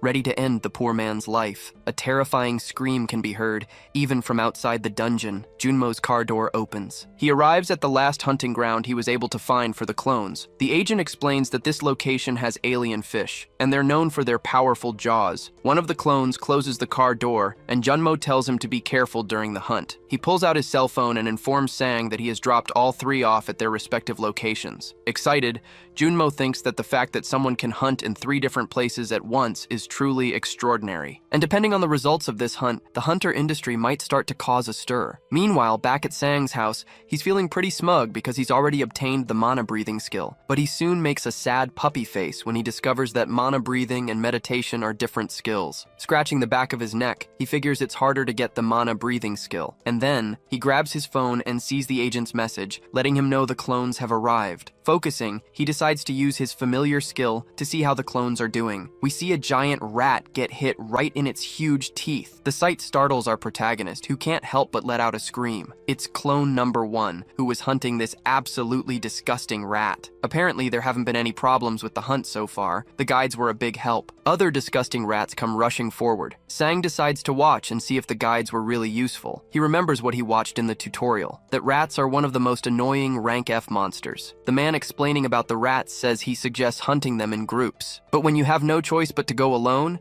there are other ways to do it. First, since they charge in a straight line, it's a good idea to keep your distance and shoot. And that's exactly what number 1 does. He keeps his distance and just keeps firing. But when it's not possible to kill them all with gunfire, you'll have to engage in close quarters combat. The rats' skulls are very hard, so it's necessary to attack a different spot. The best choice is to aim for their spine, and the clone does exactly that. And the rat is hit dead on, getting eliminated instantly. But just like regular rats, they are very good at reproducing, so their numbers are huge. The instructor adjusts his glasses and says that if you've studied properly, they're nothing more than experience points. But a guy in the video yells that it's not easy to aim for a moving spine. However, the clone is focused and ready for any challenge. Bullet casings fly through the air as he keeps firing at his targets. His shots hit the creature's spines dead on, and they are eliminated without much trouble. In a hunting ground with several sand dunes, the clone is on the move. One of the sand dunes moves abruptly, almost like an earthquake. A huge scorpion appears. The clones possess the same techniques as their master, but they feel no surprise or fear. They hunt without considering their opponent's level,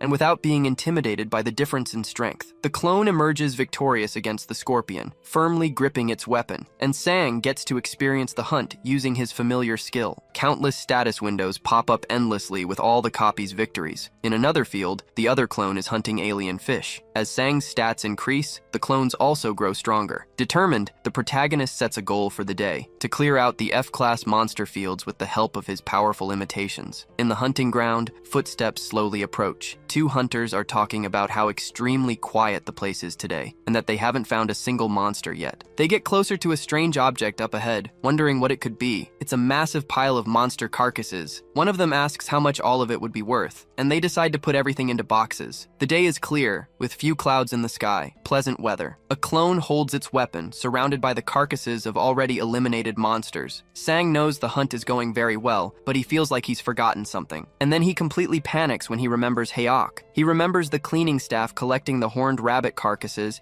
and realizes he hasn't collected anything he's hunted so far. Knowing this, he decides to send an order for the 3 clones to stop everything they're doing and go collect all the carcasses. But he wonders if someone might have already done it for them, and he can't help but shed a few tears of regret. Something suddenly comes to his mind, like a flash of inspiration. He notices there are alien fish carcasses that number 3 isn't collecting, but the clone says he wasn't the one who hunted them. But the greedy Sang explains that now is not the time to be honest, and that each one of them is worth good money. Number 3 approaches some of the fishy carcasses to collect them. It's a pretty disgusting scene because whoever hunted them chopped them up like baby food. But as number 3 is collecting the bodies, he notices something strange. He finds something else inside one of them. It's not part of the fish, and he asks if he should take it. When Sang sees it, he's horrified, and his eyes widen. That is a human arm, already starting to decompose. But while he's digging through the dead monsters, something moves behind number 3, and he notices the movement. Sang also notices the movement and warns that something is there. The clone grabs its weapon. He stands up, alert to his surroundings,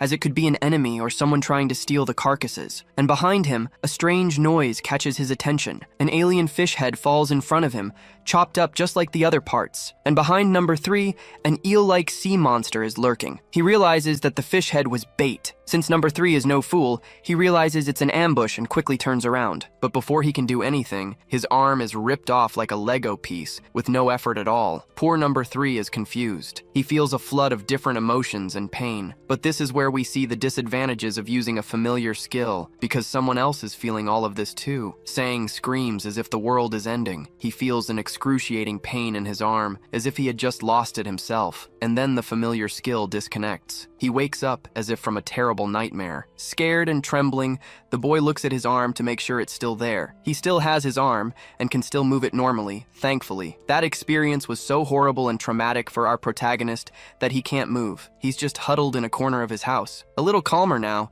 he realizes the skill's connection was severed unintentionally because of the pain, but he knows this is no time for reflection. He grabs his phone and quickly starts calling his agent. Junmo answers the phone promptly, and the protagonist asks which field number 3 went to hunt in. The agent notices that Sang's voice doesn't sound right and tells him it was the sewage treatment plant in Incheon. Desperate, he asks Junmo to take number 1 and number 2 there right now. He says he's on his way too and will explain everything when he arrives.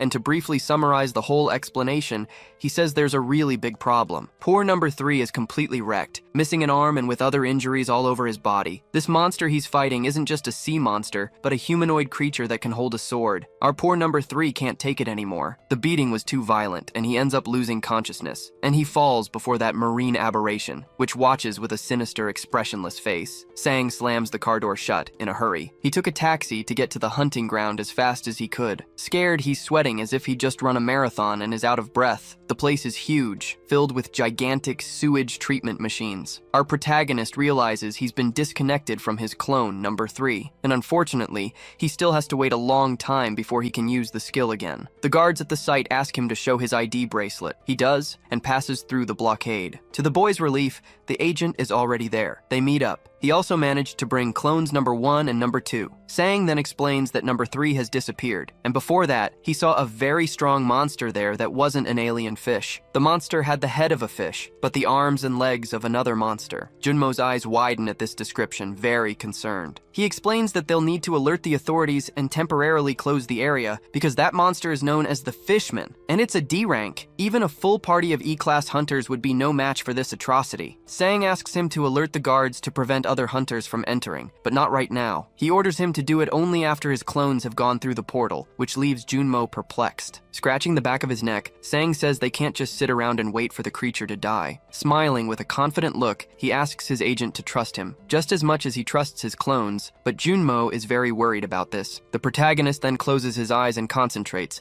activating the familiar skill. The skill reaches his remaining clones, number 1 and number 2. They are inside the hunting ground, in a dense forest, walking carefully. Sang orders them to go to the location where number 3 disappeared first. The 2 clones are very well prepared and focused, ready for battle. They manage to communicate through gestures and signals to avoid making any noise. A disgusting sound of teeth tearing through flesh and cartilage can be heard nearby. The 2 have found the creature. It's eating an unlucky alien fish. This is great for our protagonist, who never imagined he'd be lucky enough to attack first. He knows his stats are those of an E-class hunter, but since his clones only receive 53% of them, they are at best F-class. But the creature isn't in a normal state right now, and he also needs to consider his clones' hunting skills. From the bottom of his hero's heart, he believes it will indeed be possible. The boy then orders his clones to aim for the monster's head, so they start shooting, determined to kill this abomination. The bullets hit the big fish's head, but they aren't strong enough to pierce its hide. The unfortunate clones are left looking completely dumbfounded. Sang is just as confused. He then realizes that bullets don't work on it. That initial hail of bullets only served to annoy the abominable, toothy monster. And after roaring, the beast leaps like a flea, reaching several meters in the air. It comes crashing down right between the 2 clones, who barely manage to escape. One of the clones uses his dodge to perform a different move. He does a flip over the monster's head, slicing his sword across its shoulder, and manages to open a small wound on the big fish's skin. Sang is shocked. The sword only made a tiny little scratch, and the monster doesn't let it slide. It turns towards the clone, preparing an attack. The attack hits a tree, as the clone was fast enough to dodge, just barely. Since the beast is so large, it's difficult for it to swing its sword among so many trees. Meanwhile, the other clone keeps shooting. The monster's sword gets stuck in the tree. That's how powerful the attack was. But the fish monster uses a bit more strength and shatters the tree without much trouble. Sang warns his clones to forget what he said. The beast can definitely use its sword in this terrain. The tree trunk crashes to the ground, making a huge noise. This monster seems to be more challenging than our protagonist had imagined, but his clones feel no fear or worry. They charge forward with all their courage. They manage to hit the monster on the arm, but it has no effect. Sang is watching everything and realizes that these attacks aren't working. The huge monster clenches its jaw, gathering all its strength into its arm, ready to throw a punch, and the punch hits one of the clones. The protagonist is worried, wondering how they'll ever defeat this thing with such ineffective attacks. But then he starts to remember that the bullets did have some effect. One bullet ricocheted, but the other one caused some damage, even if it was small. He gets the idea to aim for the exact wound it caused and try shooting there again. With his skill, he manages to hit the exact spot, and the monster feels it. Sang realizes it was a brilliant idea, and so now he knows the plan. Fill the big fish with bullets. Despite being wounded, the beast is still standing strong and charges at them with a punch. Both of them manage to dodge by jumping, and they continue to unload their ammo on the monster. It starts to look like Swiss cheese, full of little holes, and begins to scream, showing that the attacks are effective. The big fish then grips its sword even tighter, and a flame erupts along its entire blade, turning it into a sword of fire. The monster's eyes are red and filled with hatred. It's enraged, and so it prepares an attack towards the clone with its flaming sword. The clone manages to block the sword strike with his arm, but that attack was incredibly strong, and he felt the full impact. Suddenly, the beast became much stronger. It starts swinging its sword from side to side, trying to hit the clones like someone swatting at flies. Sang wonders if the sword is the reason it got stronger, that it's reacting to its body. The protagonist believes this means the monster is badly wounded and has temporarily powered up. Meanwhile, the fearless clone strikes at the monster's chest, causing a wound. But the fish monster doesn't back down and charges the clone with everything it has, and it manages to hit him with a sword strike right in the middle of his stomach. Sang is shocked by this, and he also ends up experiencing that horrible pain himself. The clone grabs the hand that drove the sword into his stomach, holding it tightly. With a trembling voice, Sang says he knew this wouldn't end well, but it's necessary. And the clone grabs a dagger, and with that dagger, he prepares a strike with all his might, screaming at the top of his lungs as he lunges forward. He stabs the huge monster's chest several times in 3 different places, taking advantage of his proximity to the beast. But the beast decides to return the favor and prepares an attack with its claws. but the clone is at his peak of strength and determination, and manages to deflect the attack with his arm. And fueled by that flame of determination, he continues his assault. The big fish is no longer at an advantage, and looks for a way to get away from the clone. With its gigantic foot, it prepares its next move, raising it towards the boy, and it lands the kick square on, pushing the clone away from its body. Wounded, the boy clutches the injury in his stomach, trying to endure a little longer, but the monster isn't finished yet and charges again with its flaming sword. However, the other clone throws himself in front of the attack in a heroic display of teamwork, and before the big fish could land its deadly attack, he lunges at the villain with his dagger. The moment is tense, and the distance between the fighters is dangerously short. Many blows are about to be exchanged, but the clones, in an agile and clever move, manage to strike the big fish's body at the same time. That blow was enough to make the monstrous amphibian feel the full force of their teamwork, and with its huge body badly wounded and more riddled with holes than Swiss cheese, the enemy is no longer so vigorous. It falls to its knees, making a loud thud since its body is so heavy. And finally, it collapses completely, face first on the ground, defeated on the battlefield. The clones are tremendously injured, but victorious. They are so exhausted they can't take another step. One of them collapses, lying on the ground. The one on the ground looks at his weapon. The bullets are gone. It was enough for today's hunt. They're so exhausted that Sang feels like he's going to die. Meanwhile, the clone notices something. Footprints have formed on the ground, made from all the red liquid that was splattered everywhere. The clone's eyes go wide, as if he's just seen the most terrifying ghost of his life. Apparently, that abomination isn't dead. Sang orders number 2 to follow those tracks, but he realizes the tracks are heading in one direction, towards the portal's entrance. Now, outside the hunting ground, a guard informs a hunter that a monster has appeared, so he won't be able to enter. The man complains that he wasted time choosing his team, but the guard insists that it's impossible for them to participate. Junmo watches the scene and thinks that Sang needs to hurry up. Then he hears a strange noise coming from nearby. The local guards realize something strange happened at the portal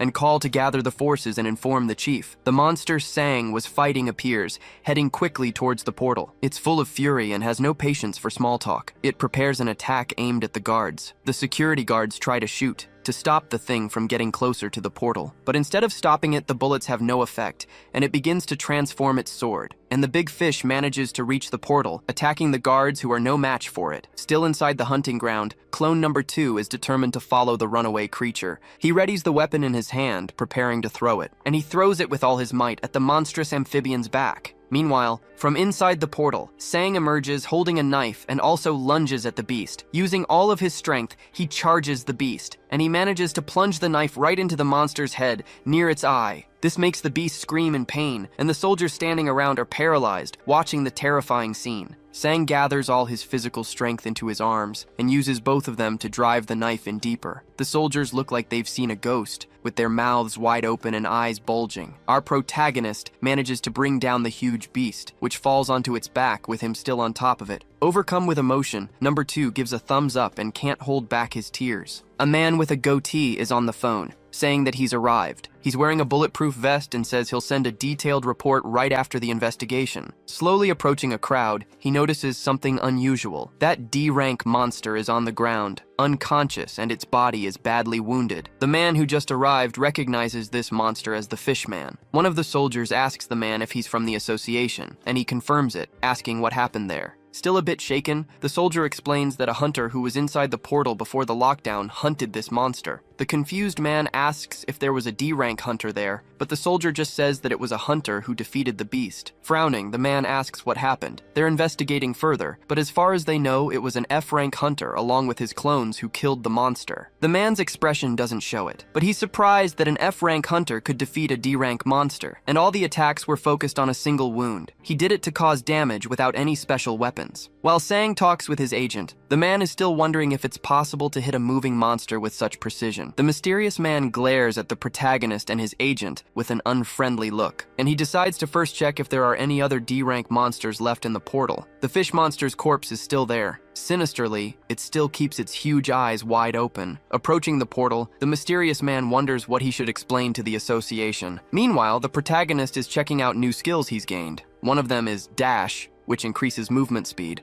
Another is Projectile, which increases attack power when using a pistol. He unlocked Regeneration, as well as the Strike skill, which applies all his strength into a single blow upon activation. On top of that, his strength, dexterity, and endurance stats have also increased. While cleaning his wounds, he realizes he's loaded with new skills this time, and he wonders if his clones, number 1 and 2, managed to survive thanks to the Regeneration skill. The clones got hurt, but Sang believes that letting them heal on their own will help increase his regeneration stat. Junmo praises the protagonist for defeating a D-rank monster, and he gets a little embarrassed. The agent says he thinks he could even hunt an E-rank monster by himself without any problems. And talking about it, the boy remembers the monster's short sword. He walks over to the monster's body and says it had a sword that absorbed the red liquid from its body. Sang goes to get the sword and says the beast went crazy with red eyes and got much stronger after the sword absorbed the liquid. But before the boy can grab the sword, Junmo stops him, saying it's better to have a clone do it since it might be a cursed item. Worried, Sang asks if he can't use cursed items, and the agent explains that these items can be worth a lot depending on their effects,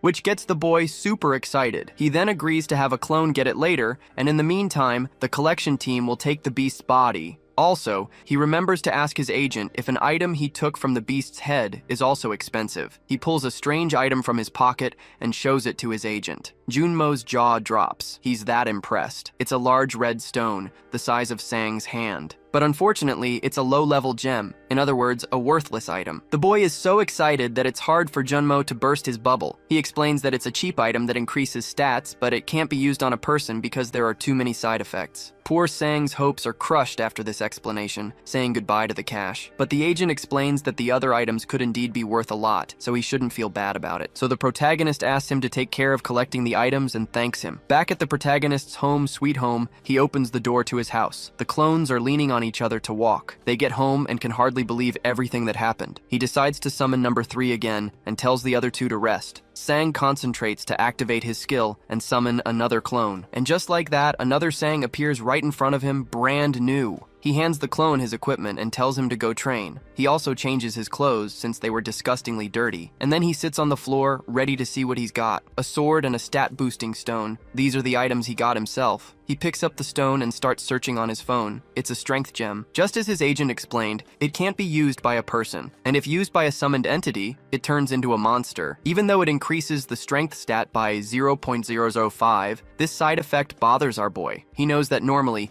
injuries and other stats on the clones don't affect him, but he knows there's a chance that the one who turns into a monster might not be one of them. And in his imagination, he pictures the scene. He has an alligator head and is calling for his agent. The agent gets so scared he shoots him right in the head. Total chaos. So he puts the stone back on the floor and decides not to use it for now. He turns his attention back to the new sword he got, but he remembers what his agent instructed him. Have a clone touch it first in case it's cursed. Since it's in a box, it wasn't a problem to bring it, but he'd like to use it once before selling it. So he orders number 2, who's in the best shape among the clones, to pick up the sword. Obeying his master, the clone approaches the box where the sword is and extends his arm. Then he picks it up and raises it high. Sang watches, impressed. Number 2 is still holding the sword, and he hasn't exploded or turned into a frog, but he says he can hear a voice. Sang asks if it's coming from the sword. So, to hear exactly what his clone hears, he activates the familiar skill. It's a hideous voice, like a machine gun rattling off orders, demanding death and red liquid. The voice was so loud and jarring that the familiar skill deactivated. The boy's ears are aching. Even though it's really loud, the voice doesn't affect the clone. Sang wonders if it would affect him if he held the sword. He then decides they will use it for now, and the clone agrees. Suddenly, a status window pops up, saying that regeneration has been increased. The protagonist looks at his resting clones and realizes this is helping the regeneration skill, but he's worried because he'd have to take them hunting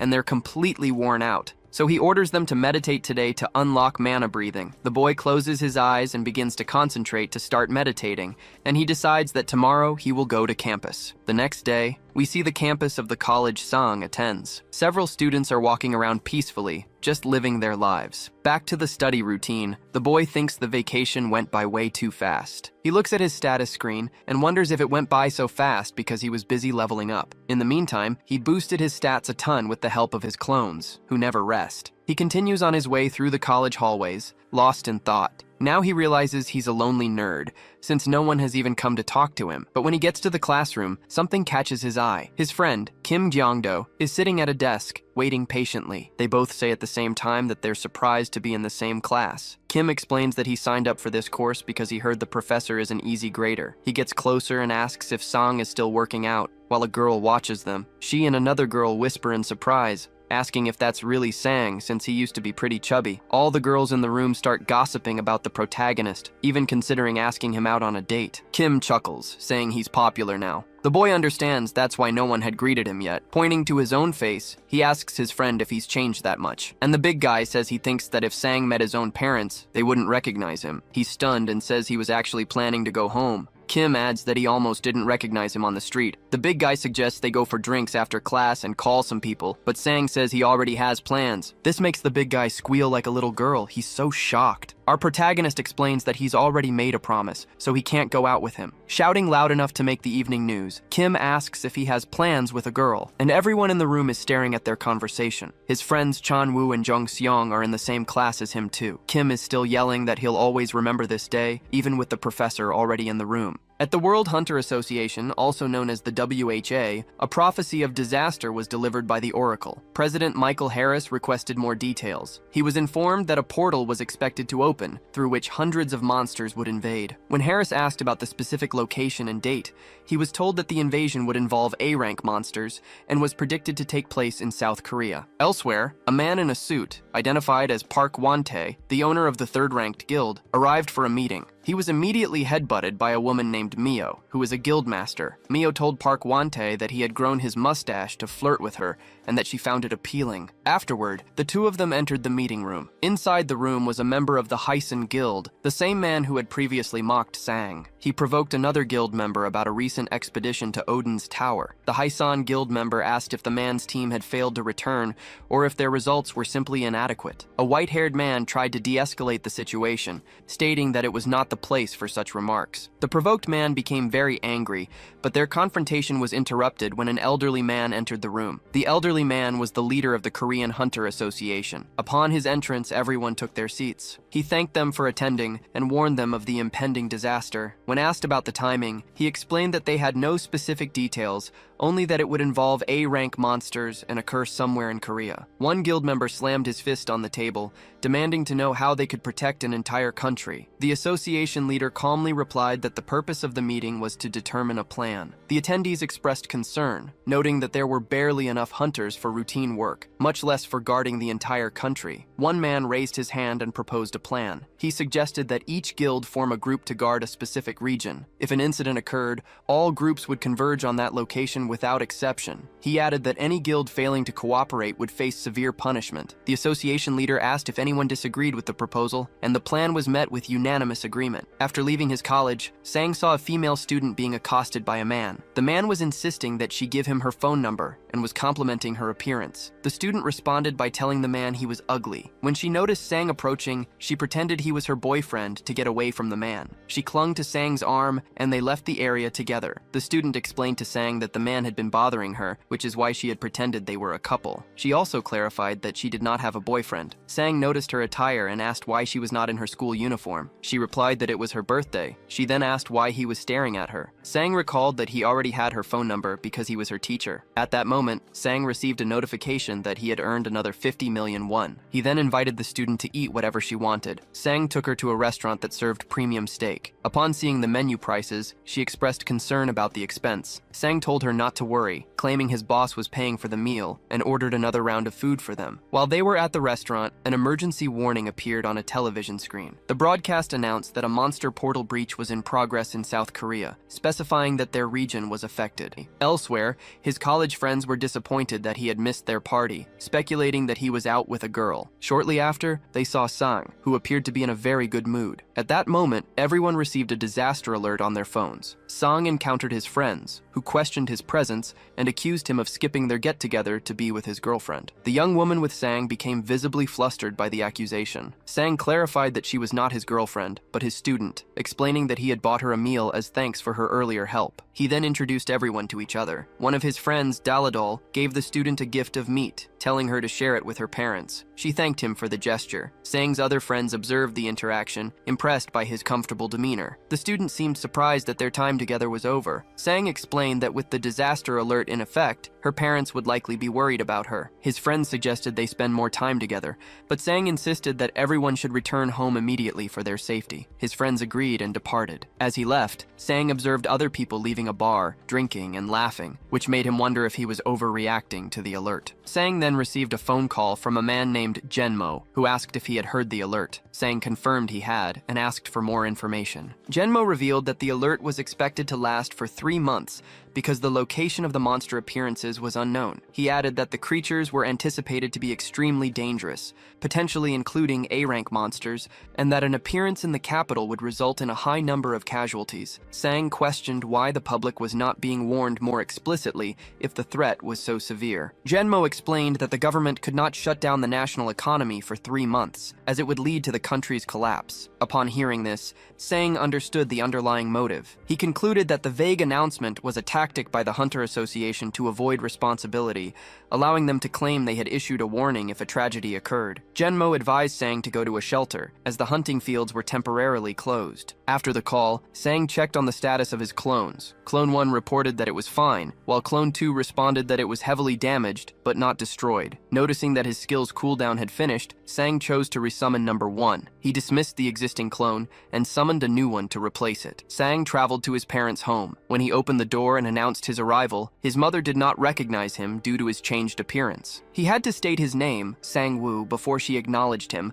His father also had to look closely before confirming it was his son. Soon after, his sister, Kyung-do, appeared. She remarked that he should have greeted her first. Initially, Sang did not recognize her either. Their mother invited him inside, but then asked about the masked individuals accompanying him. Sang explained that they were not his friends, but his clones. Sang and his identical clones enter his family's home. He confirms to them that his ability is cloning, and explains that he awakened his powers 1 month ago. His mother expresses surprise, saying she never expected her son to become a hunter, while his sister reacts with great excitement. His father simply acknowledges that there is now a hunter in the family. Sang states that he no longer wanted to keep his abilities a secret, but his mother immediately interrupts, warning him that his new role is dangerous. To reassure her, Sang explains that his clones are the ones who do all the fighting. He clarifies that he is never in any personal danger and tells her not to worry. Following this conversation, Sang urges his family to prepare for an evacuation. He informs them that a disaster is currently happening and that they must all proceed to the nearest shelter. His father, however, seems skeptical about the urgency of the situation. He questions the sudden nature of the disaster, remarking that he still has work to attend the following day. Sang realizes that his family does not understand the severity of the threat. Their calm behavior indicates they believe it is a minor incident involving only a few monsters. Since his family still needs to pack their belongings, Sang decides to stay home with them for the day. He lies to them, stating that he received a message that his classes had been canceled. Later, the family begins to prepare dinner using meat that Sang had brought home. A family member asks if his friends, referring to the clones, will be eating as well. Sang replies that the clones will only be given rice, explaining that the good meat should not be wasted on them. The clones are then served buckets of rice while the family prepares to eat the steak. During the meal, Sang's sister asks if he will get fat again,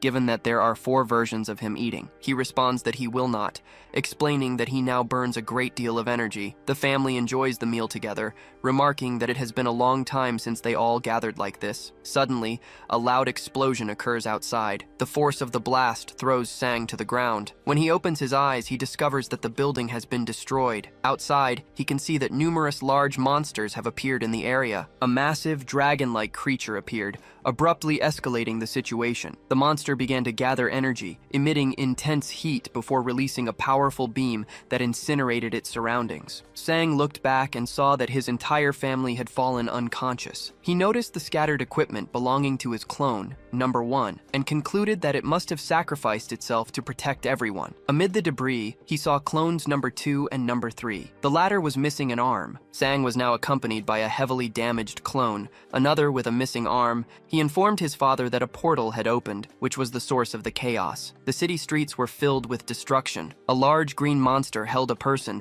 preparing to eat them, while other civilians were crushed under cars. Winged creatures flew through the sky, carrying people away. Sang began packing a supply bag and placed a piece of armor on his sister. His sister then inquired if the clone with the missing arm was all right, and Sang assured her that it was fine. At that moment, another explosion occurred nearby as a monster crashed to the ground. It became clear that the portal was located in the sky, causing monsters to fall directly onto the city. Sang had been fortunate to be on a building floor that had not collapsed. He killed the fallen monster, which replenished his mana. When he tried to open a nearby door, he found it was jammed. Sang told his father that he would force it open. He picked up a large piece of debris and, using his strike ability combined with a kick, successfully broke through the obstruction. Downstairs, the scene was one of carnage, with bodies, destroyed vehicles, and slain monsters scattered everywhere. Sang asked his father about the distance to the nearest shelter. His father replied that it was about 2 kilometers away, but he also pointed out numerous monsters, including slimes, skeletons, and stone golems, obstructing the path. His sister mentioned that she knew of an underground tunnel that could serve as a safer route. As they started to move, they heard a man crying for help from a distance. They saw him trapped under rubble, with a D-rank troll standing directly over him. Sang's father urged him to be rational, stating that they were in no position to help anyone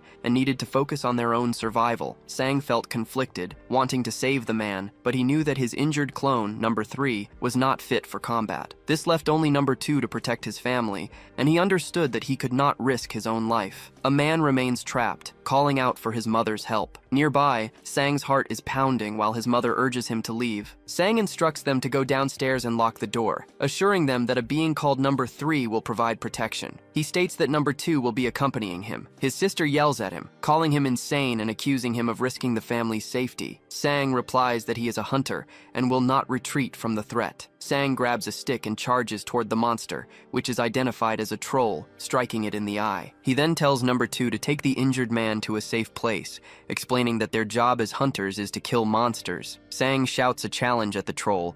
Another monster, watching from a distance, repeats Sang's words, showing that it possesses intelligence. While the fight continues, number 2 works to free the trapped man by pulling away stones. He asks the man if he can walk. The man replies that he is able to, remarking that it is surprising he survived the ordeal. Facing the massive troll, Sang orders number 2 to grab a weapon. He then throws an object called the Devil's Rock to his companion and tells him to eat it. After consuming the rock, number 2 instantly transforms into a red demonic creature wielding a sword. Sang asks the transformed being if he is still an ally, to which the clone confirms that he is. The large troll appears confused by the sudden transformation. Simultaneously, Sang experiences a significant increase in his strength stat with no apparent side effects. He prepares to confront the troll by himself. The troll drags its mace along the ground before throwing a boulder, which Sang dodges. The creature then attacks with its giant hand and swings a sword, badly injuring the clone. As the troll attacks again, Sang charges directly at it, noting that it is slower than a previous enemy. He manages to strike the troll in the face,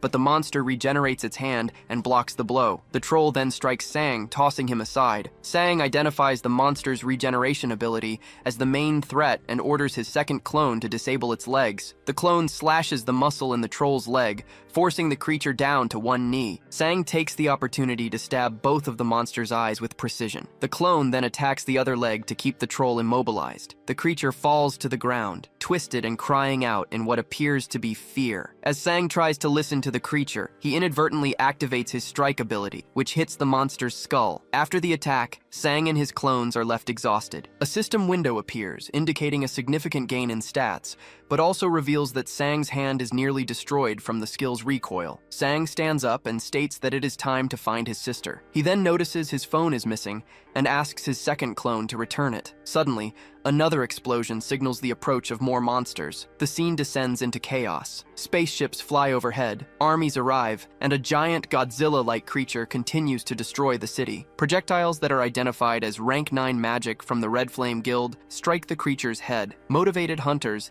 including a confident man named Magnor, arrive to join the battle. A voice from a ship announces their arrival at the scene. A hatch opens, and Park Wan-ta, the leader of one of the top 3 guilds, emerges. On the ground, a tank aims its heavy weapons. A man runs up to the newly arrived group, yelling that the giant creature is getting away and that too many hunters are already focused on it. He suggests they find a different objective. The battlefield is littered with piles of bodies and figures in golden armor. Amidst the chaos, some people are celebrating while others are weeping. One man is seen grinning widely, even though he just lost his partner. The narrative notes that he was a scumbag. A group of survivors is found, surrounded by a gang. Sang and his squad are revealed to be their protectors. Observing from a distance, Park Wan-ta is impressed that Sang is holding his ground. However, he concludes that with only 2 clones for support, Sang will not be able to succeed alone. He instructs his team to head north and prepare to rescue them. A team member activates a winged apparatus, and they move to intervene, aware that Sang is in a difficult situation. After defeating a large creature, Sang is left exhausted. He sees a mother and her daughter nearby and tells the civilians to head to the underground shelter while he remains behind. The crowd protests,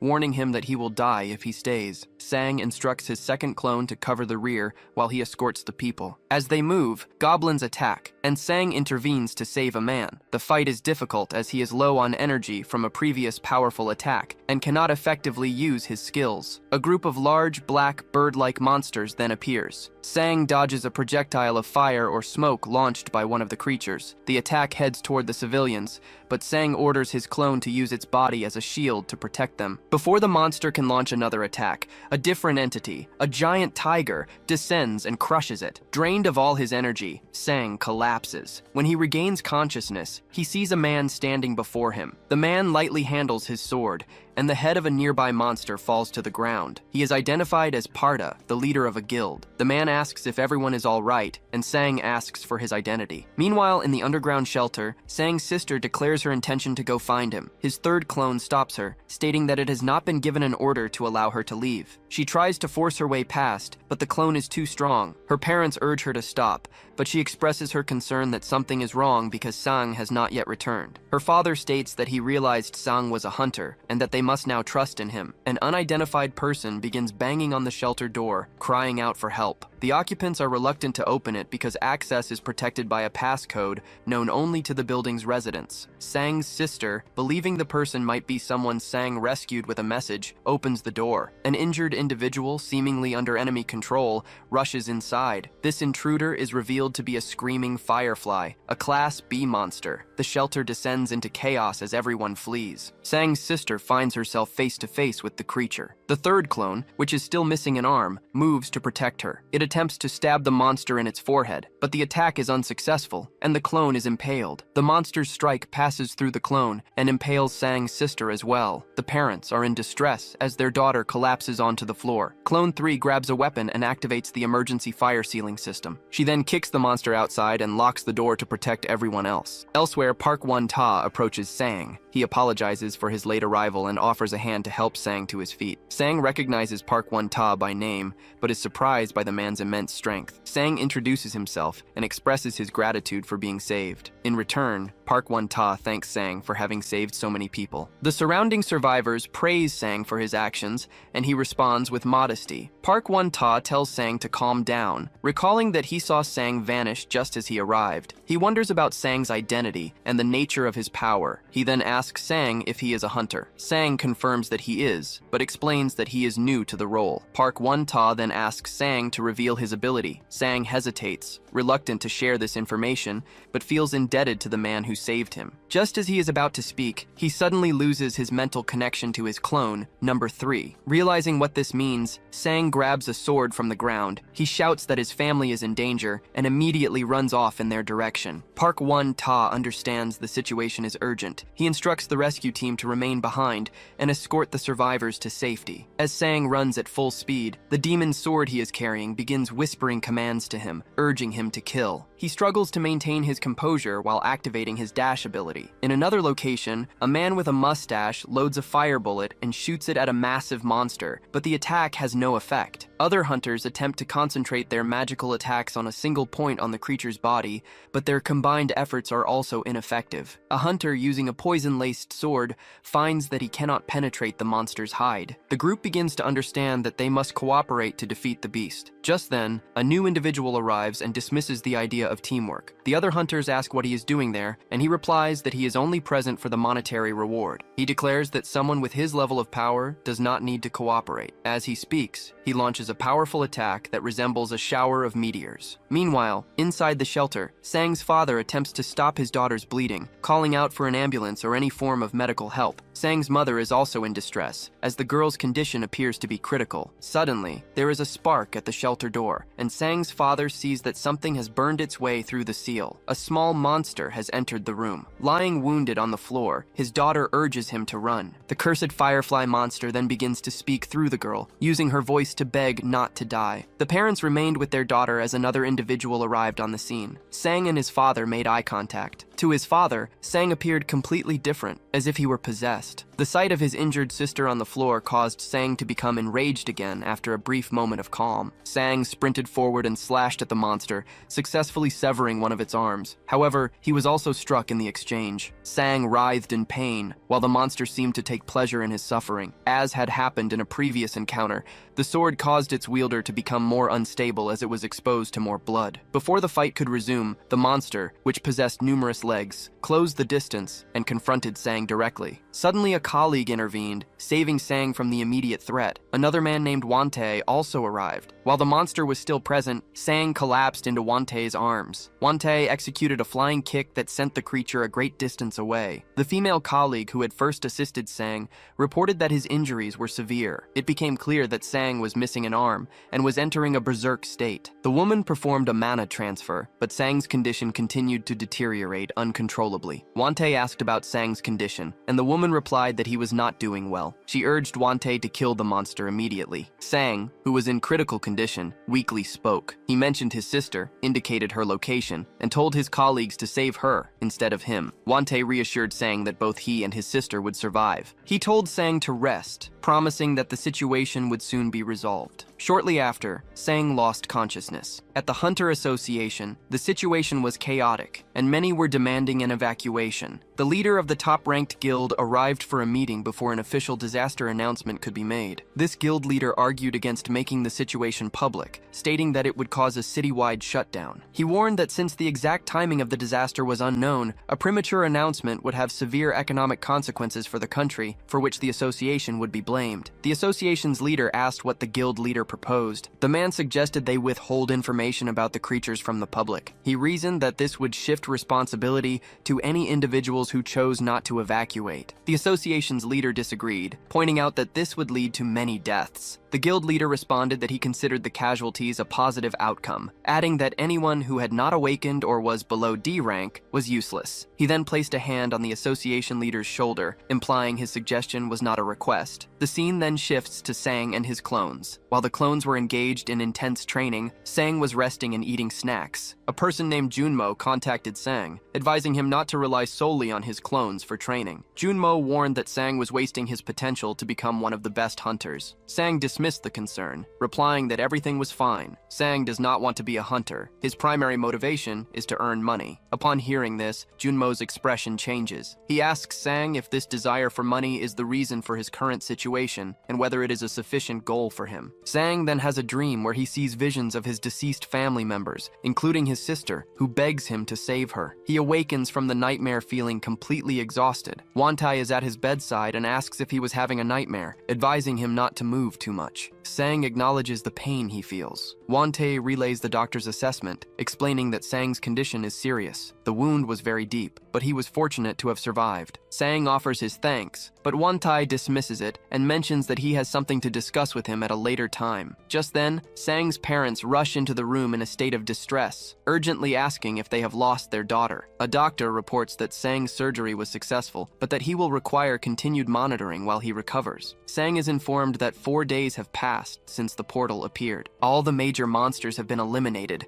leaving only a few low-class ones. Sang says he does not remember anything that happened before he lost consciousness. He then asks about his sister's location and condition, but no one answers him. As everyone lowers their heads in silence, Sang presses for an answer, asking why no one is speaking and if his sister is also in a hospital bed. The doctor finally explains that while her abdominal wound was treated, she was infected by a mana virus from the monster. This type of virus drains a person's energy. In most cases, it is harmless because the virus dies when it encounters an incompatible mana trait. However, in rare instances, a person's mana perfectly matches the virus, which prevents them from living a normal life. Sang asks how the infection can be cured. The doctor explains that there is currently no cure. The only potential options are to seek treatment from a powerful S-class healer named Bless, or to acquire specific healing items from the other side of the portal. The doctor emphasizes that either option would be extremely expensive. Hearing this news, Sang blames himself for the outcome. He regrets his decision to help others instead of prioritizing his own family. He reflects that the situation might have been different if he had been stronger, like Wante, or if he had possessed the power to save everyone. He feels that he should have tried harder. Sometime later, a young woman comes to visit Sang in his hospital room. He asks if her family is safe, and she confirms that they evacuated to a shelter in time. She explains that she found out he was hospitalized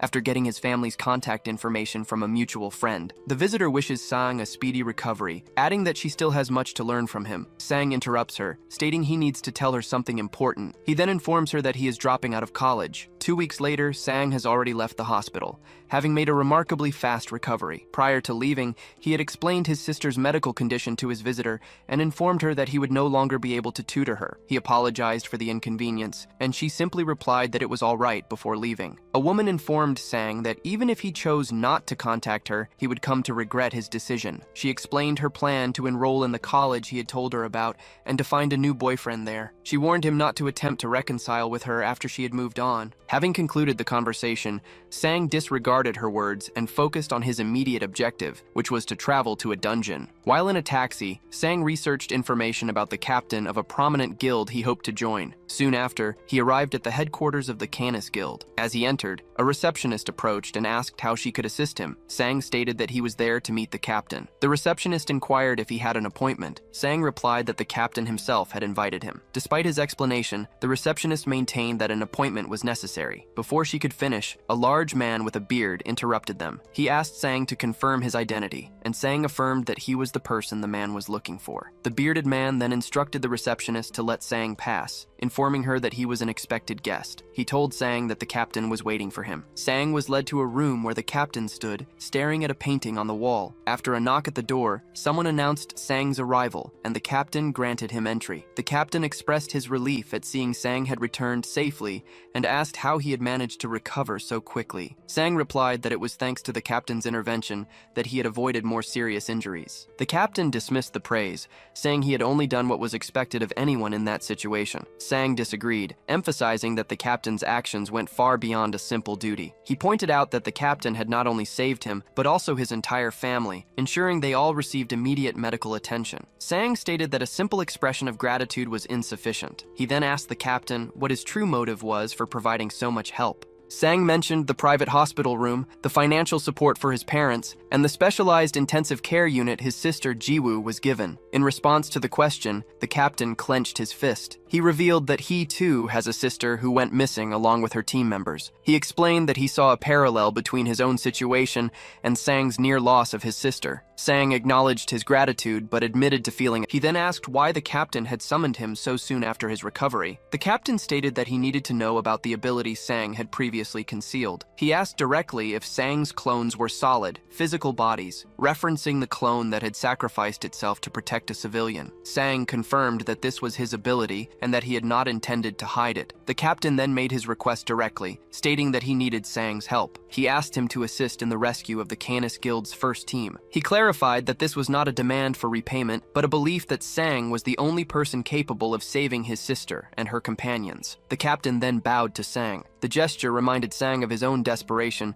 when he had pleaded for someone to save his sister. Realizing it was now his turn to help another, Sang agreed to do his best. Sang asked for instructions on how to begin the rescue mission. He was then brought to a training facility. The captain explained that while rescues are typically urgent, this situation was different. His sister possesses an ability that can generate survival supplies for up to 8 months. He also warned that the dungeon they would enter is of a very high level, so high that even a team of B-rank hunters had been unable to escape. Sang understood the gravity of the mission. The captain informed Sang that he was not yet strong enough for the task. He explained that Sang's current stats were insufficient and that he could no longer rely on his combat sense alone, as it had reached its maximum potential. Hearing this, Sang reacted with shocked disbelief. Jemmet was concerned after Sang asked to take a break from hunting for a few days and then ceased all contact. Sang later appeared before him, looking severely beaten. Jemmet asked what had happened to him. Sang explained that he had been beaten up and proceeded to recount the recent events. Jemmet remarked on the fact that Sang's sister had been infected, yet Sang himself seemed to be all right. Sang confirmed that he was fine and mentioned that he had accepted a mission from Kina's guild. After Jemmet expressed his understanding,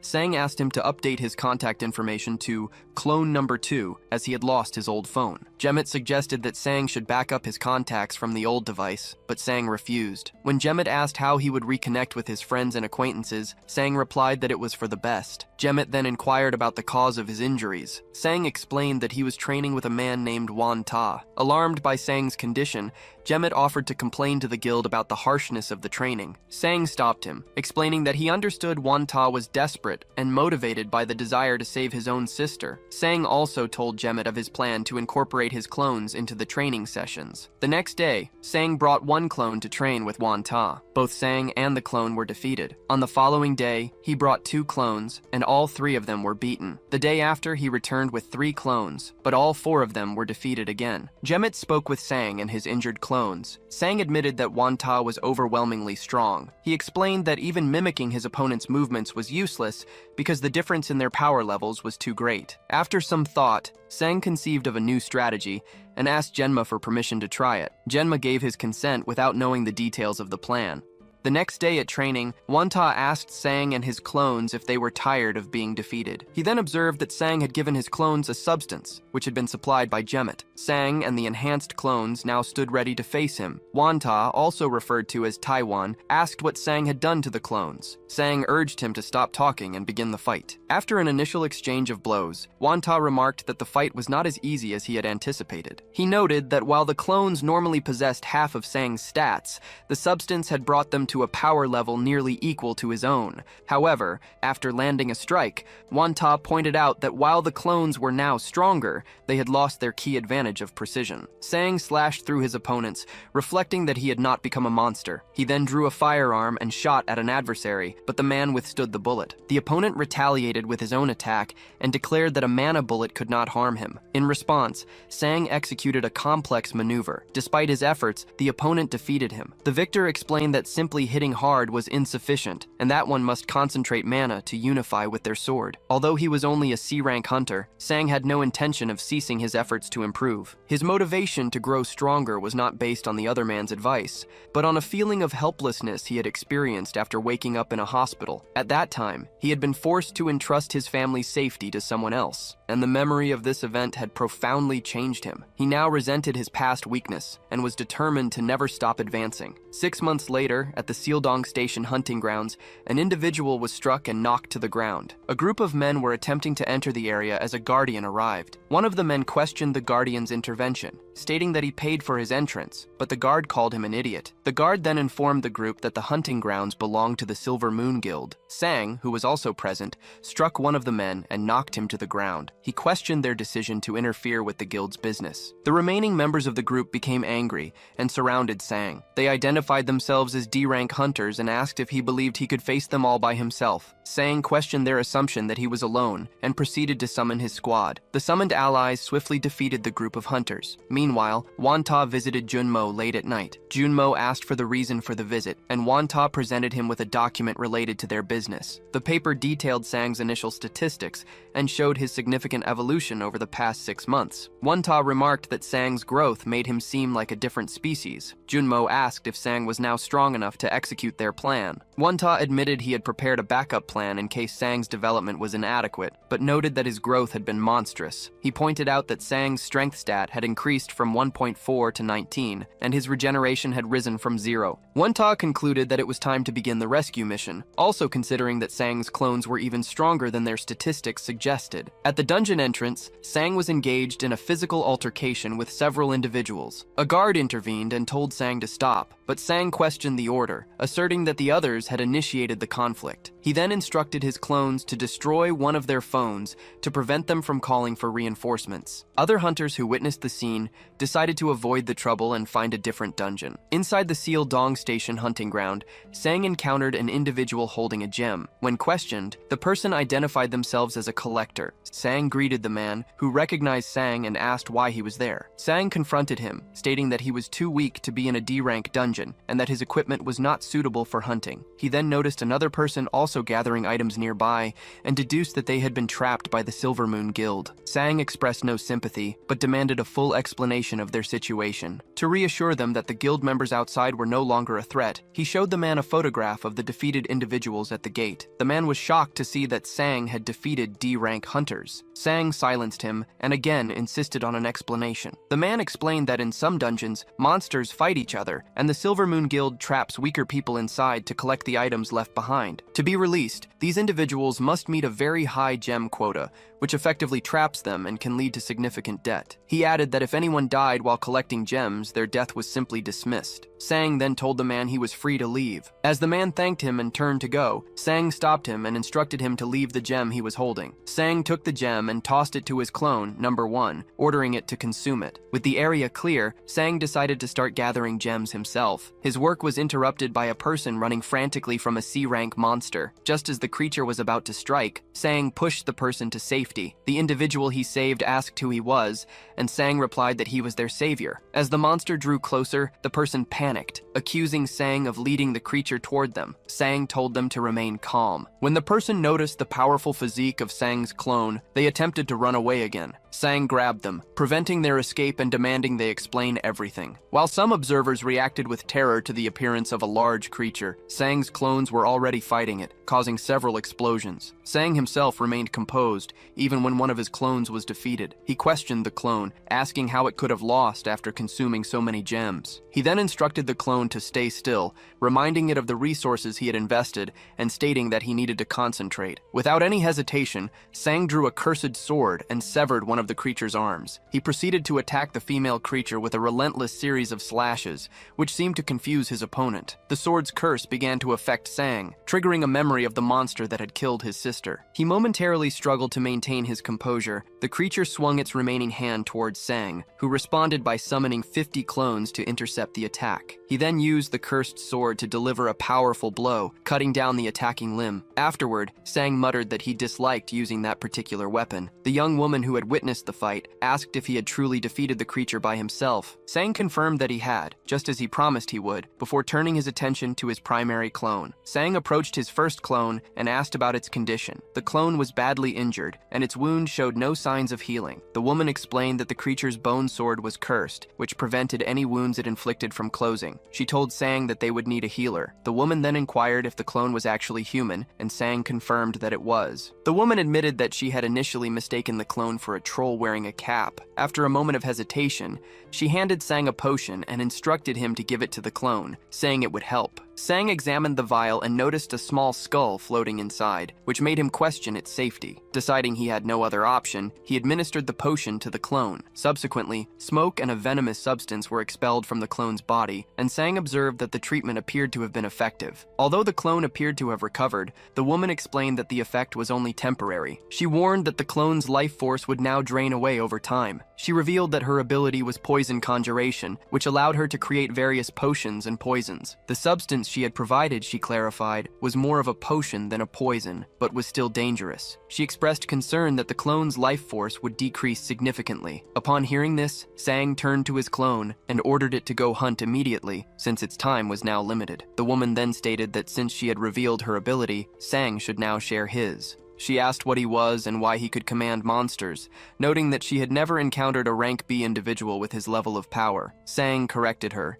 informing her that he was actually rank E. The woman expressed her disbelief and questioned how a rank E hunter could operate in such a dangerous area. Sang interrupted her, telling her to relax and asserting that he would be the one asking the questions from that point on. Meanwhile, at the YOLO Guild's warehouse, several members were moving boxes. They called over a young woman who appeared to be blushing. Another guild member approached and asked the first woman why she was gathering so many items, remarking on her unusual behavior. The woman explained that a person named One Tag had requested a favor. The second woman wondered aloud why Sang needed such a large quantity of stones and questioned if he intended to consume them all. Later, on a train, the woman from the earlier fight reflected on Sang's harsh reaction to her question about his ability. She considered the possibility that he was a dangerous person, but then decided that she should try to trust him instead. Attempting to appear composed, she told Sang that he could talk to her if he wanted to. Sang turned to face her, thinking to himself that her suspicions about him had been foolish. Sang stood up and asked the woman about the Hisong Guild,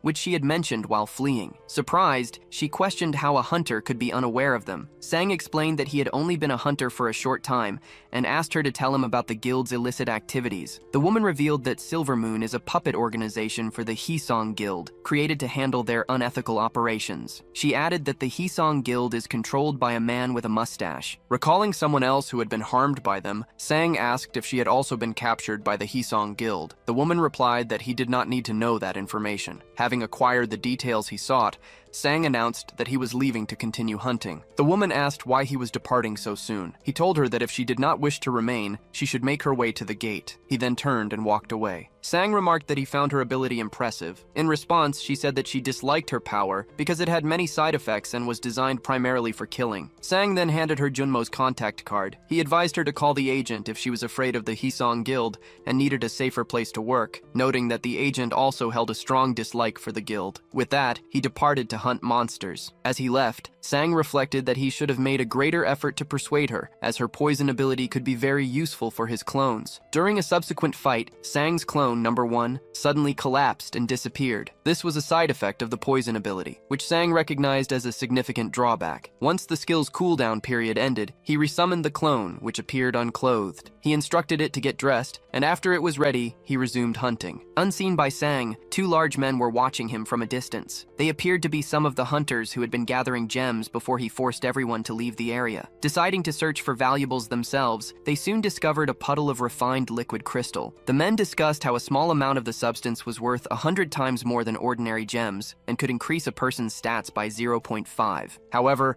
they also knew that consuming it would transform the user into a monster. One of them, a man with blonde hair, concluded that the stat boost was not worth the risk. His companion then mentioned an illegal organization called DEP, which processed these items for human use. Since DEP purchased all available gems, their suppliers became very wealthy. Realizing the immense value of their discovery, the 2 men decided to return the next day to collect all of the liquid crystal. After the men closed the door and left, it immediately opened again. The woman who had been with Sang appeared in the doorway. She had been followed by one of his clones, but had managed to evade it. She began gathering all the valuable items in the room, stuffing them into her clothes. A chaotic crowd was running nearby, and she blended in with them to make her escape. The clone in the vicinity did not notice her departure. Meanwhile, Sang continued to accumulate wealth from his hunt until he was interrupted by an incoming message. The day after being told to come to Kina's guild for a mission briefing, the men who had initially found the liquid crystal returned to the dungeon. They discovered that the crystal was gone. In response, one of the men violently grabbed a guard by the throat, expressing frustration with the security. He demanded to know who had been allowed to enter the area. The guard explained that the only individuals who had accessed the site were Sang's group and the people who were subsequently evacuated. Upon hearing this, the man released the guard, recalling his encounter with Sang and his companions. He internally questioned how he could possibly contend with opponents of their caliber. Meanwhile,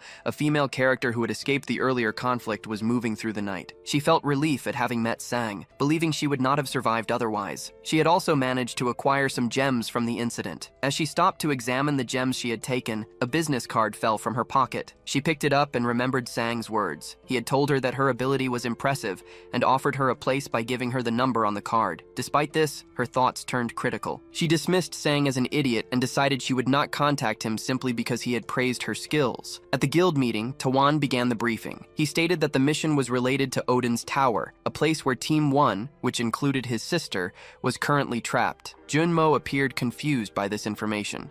While Sang asked for clarification on what Odin's Tower was, Tawan explained that it is a unique type of dungeon that has an entrance but no known exit. The only link to the outside world is a being known as Mana, and communication with those inside is only possible through telepathy. He added that the only ways to leave the tower are to either complete the dungeon or use a teleportation skill. Sang considered the implications for his cloning ability, realizing he could send clones inside to gather information. He asked Tawan if this was the plan and if he was capable of carrying it out. Sang then questioned why the formidable Team 1 had not been able to escape on their own. Tawan admitted that the team had been given a means of escape before their departure. Won-ta then stepped forward to provide a detailed explanation of the events that led to the team getting trapped. He recounted that 5 years prior, just before the end of the 2005 disaster, his sister had awakened a subspace storage skill. During that difficult period for humanity, her ability to store items and even people proved essential for their survival. Over the years, they overcame many dangerous situations together. His sister grew to become a fierce leader, eventually taking command of Team 1. Wanta recalled advising her that it was only safe to enter Odin's Tower with a teleporter on the team. His sister, however, argued that they had already tried to recruit teleporters without success and were well prepared with scrolls.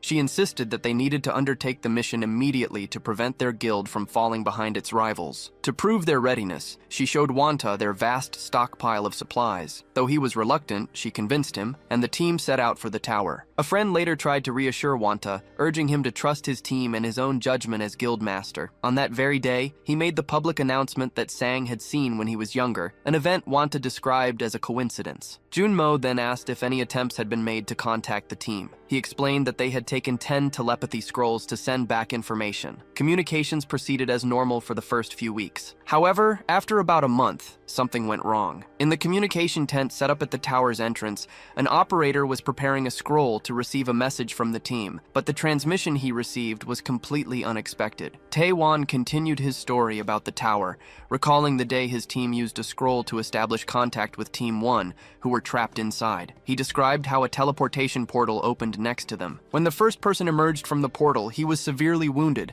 with major abdominal injuries and bleeding profusely from his mouth. Taewon recalled that at that moment, the confidence of everyone present was completely shattered. The injured survivor then collapsed into the arms of a colleague, who immediately called for a medical team. As this happened, the portal began to show signs of collapsing. A woman in the group asked if the telepathic connection was still active, and a man confirmed that it was. She instructed him to relay a message to the team inside, warning them that a rescue party would arrive at 2 in the afternoon and that they should prepare to leave. While receiving medical attention, the wounded man apologized. He explained that a new, unknown type of monster had appeared inside the tower. Despite their best efforts, even the highest-ranked healers were unable to effectively treat his injuries. Taewon recounted that he stood by, stunned and unable to speak. The telepath then announced he would repeat the final words from the team inside the tower. He relayed their message, in which they stated their belief that they had failed the mission, though they had initially thought they could succeed. They urged the rescue party not to rush, as they could still hold on for a while. Their final communication was a promise to try and return alive, no matter what happened. Taewon concluded that after this event, they attempted to hire many other hunters, but no one was willing to enter the tower where only the teleporter had managed to survive. Back in the present, Taewon confirmed to Sang that he believed Sang could reach the location where the team was trapped. With this confirmation, Taewon stated he was ready to execute the rescue mission and that the guild would provide an escort to the tower's entrance. Before departing, however, they planned to make a stop at a bar called Paradise. Elsewhere, Yan Yang, the leader of the Silver Moon Guild, was physically assaulting his subordinates. These were the men who had been tasked with imprisoning weaker individuals underground to collect stones. They tried to explain that a strange hunter, who was not registered on the Class D list, had interfered with their operation. Yang angrily questioned how they could have been defeated by a Class E hunter, and continued to beat them. He reminded them that the Haisong Guild would not wait for them forever, and ordered them to find the man and bring him to him. The Silver Moon Guild was now tasked with capturing Sang. Their leader, Yang, privately thought that his subordinates would likely fail. Nearby stood another man, who was identified as Kang Shin Sion, the vice leader of the Silver Moon Guild. The following day, Sang spoke with Jetmo, expressing his suspicion that Tao Wan had not been entirely forthcoming. He specifically questioned their true motives for wanting to clear Odin's tower. Sang mentioned that his own knowledge of the tower was limited, but he knew from the jumper George Lucas that it had already been cleared in 2012. He recalled the public's reaction at the time, with many people asking Lucas about the tower's contents and rewards. Sang recounted that George Lucas had declared Odin's tower to be empty, with only a single monster remaining inside. Lucas had stated there were no treasures or items to be found, and had advised other hunters not to risk their lives for a useless endeavor. Hearing this, Jetmo offered to investigate the matter for Sang, but Sang declined, saying it was not necessary. As their conversation concluded, the agency door opened and a woman entered. It was revealed that she had been sleeping inside the building. Jetmo asked for her identity, and Sang explained that he had called her to the agency. When Jetmo moved closer to the woman, she drew back from him. The first thing she did was ask for food. After she finished eating, Sang handed her a number and inquired if she had come to the JM agency to work. She affirmed that she had. Jetmo asked what her abilities were, to which she replied item appraisal and potion making. Sang then clarified that her potions were lethal to anyone who drank them. Sang, now with a new haircut, explained to Jetmo that her deadly potions would be highly effective when used on his clones. Understanding the plan, Jetmo accepted her into the agency and began to gather the necessary equipment for her to produce basic potions. With the matter settled, Sang stood up and announced his departure, stating he had more important things to do. The woman asked where he was going, assuming he was dungeon hunting. Sang corrected her, saying his purpose was different this time. In response, she tossed him some mana and strength potions. Jetmo then inquired about the side effects of the potions she had given to Sang. The woman explained that the strength potion would dissolve the user's muscles, and the mana potion would cause the user to explode. Sometime later, Sang gathered his group outside. He told them it was time to leave and motivated them with a promise of good food when they returned, which made them react with excitement. A woman was nearly finished moving a collection of jewels to the guild's storage facility. As she was about to report her progress, she discovered that the location had been ransacked. Shocked at the scene, she wondered who would have the audacity to rob the YOLO Guild. She then activated a detection skill, which allowed her to pinpoint the robber's location. After confirming their position, she entered a portal in pursuit. Before she could reach them, she was ambushed and violently beaten by a man named Kanjin. Kanjin apologized to her, explaining that he and his group needed the jewels, and asked his accomplice if they had secured all the items. After receiving confirmation, Kanjin ordered his team to finish their work and set the building on fire. The jewels they stole were the same ones Sang required for an upcoming mission. The scene then shifts to Iceland, where Sang and his companions arrive in a spacecraft. They stand before a portal leading to Valhalla, which is connected to Odin's tower. At the entrance, guards informed Sang that a man named Wanta was waiting for him. Sang proceeded through the portal and emerged onto a stone path in an area that resembled outer space. He was disoriented by the environment, observing that it did not look like a tower. Sang noted the extreme cold and located the guild's supply depot. Inside, he found that all the jewels had been stolen, and the occupants were discussing the incident. When Sang entered, the people present greeted him with enthusiasm. They provided the clones accompanying Sang with jackets to protect them from the cold before the group prepared to depart. Their objective was 40 kilometers from the entrance, at the site where a previous team had disappeared. Sang commented that the distance was not as great as he had expected, considering it had taken the first team a month to travel that far. Wanta explained that the delay was due to battles with monsters, not a shortage of supplies.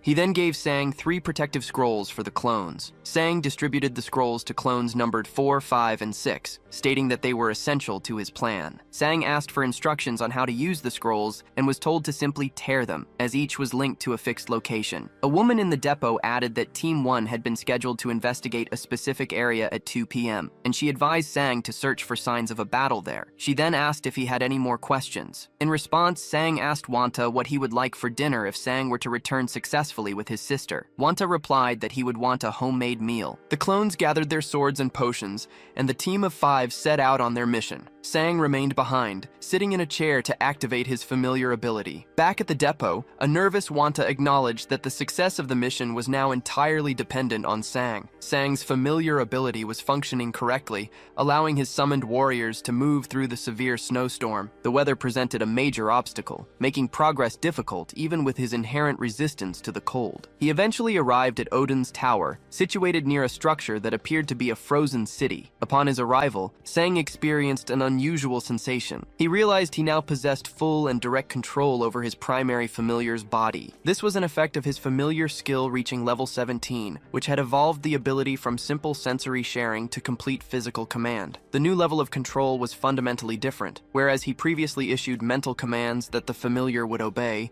he now felt as if he were inhabiting the body himself. Using this enhanced connection, he directed his squad of familiars to advance. As he began his mission, Sang noticed from the state of his clothes that the path behind him had vanished, making a retreat impossible. The first monster to confront him was a large ice bat. His familiars dispatched the creature with ease. Rather than engaging in combat himself, Sang remained at a distance to observe and analyze the enemies. He noted that these bats attacked in groups and were always led by a more powerful boss variant. When the bat boss appeared, Sang prepared to draw his sword, but his familiars destroyed it before he had a chance to act. After the effortless encounter, Sang and his familiars continued onward, fighting through numerous bats. They covered a distance of 13 kilometers, a quarter of the total journey, more quickly than he had anticipated. Soon, new monsters emerged, resembling yetis armed with clubs. Sang was well prepared, immediately firing a magic projectile that appeared to strike one in the head. He arranged his familiars in a tactical formation, with 2 fighting on the front line, while 3 provided support from the rear. The battle was straightforward, and the yetis were defeated without issue. The lack of any real challenge made Sang feel uneasy, but he commented to himself that his progress was perfect. Just as he was considering how well things were going,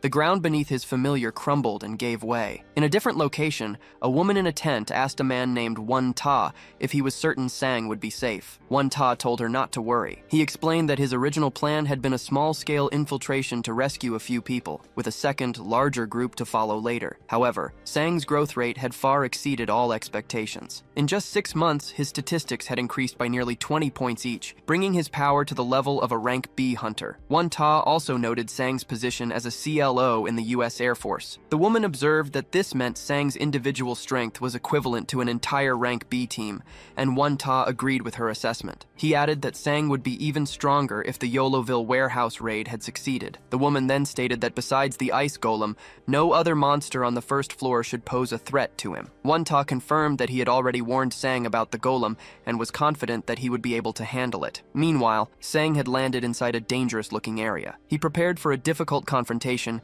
by making a cut on his finger to coat his sword's blade with his blood. He then swung the enhanced weapon at a massive ice golem. The attack made no impact, failing to leave even a scratch. The golem retaliated with a powerful headbutt, which Sang managed to dodge by jumping to the side. He was now faced with the reality that his strongest sword was completely ineffective against this opponent. The area is in a state of chaos, with numerous hostile creatures still present. A large golem consumes one of these creatures and then extends its palm. Sang immediately catches hold of it. Sang dodges multiple incoming projectiles while observing the golem, which is eliminating the creatures more efficiently than his own clones. Sang finds this suspicious. He recalls being warned that to defeat the golem, he must strike the yellow core located in the center of its chest. Sang considers his options, as his magic bullets fail to even scratch the core. The golem raises its arm for an overhead hammer blow, and Sang instructs his clones to evade the attack. He dodges falling debris but is unable to avoid an incoming punch. The blow does not hit him directly. Instead, it strikes and destroys his clone, number 5. Seeing this, Sang realizes he must deal with the situation quickly and considers using a teleport scroll. Formulating a plan, Sang charges toward the golem, which is now dragging the remains of the destroyed clone. Sang activates an ability in his legs as the golem attempts to bite him, narrowly avoiding being eaten. He lunges forward just as the creature's mouth snaps shut. The remaining clones look on with uncertainty, but Sang is revealed to be safe outside the golem. Lying on the ground, he looks at the angered creature and asks it if it tasted what it just swallowed. It becomes clear that Sang's maneuver caused the golem to ingest the teleport scroll. A brief flashback clarifies Sang's strategy. As clone number 5 was being struck,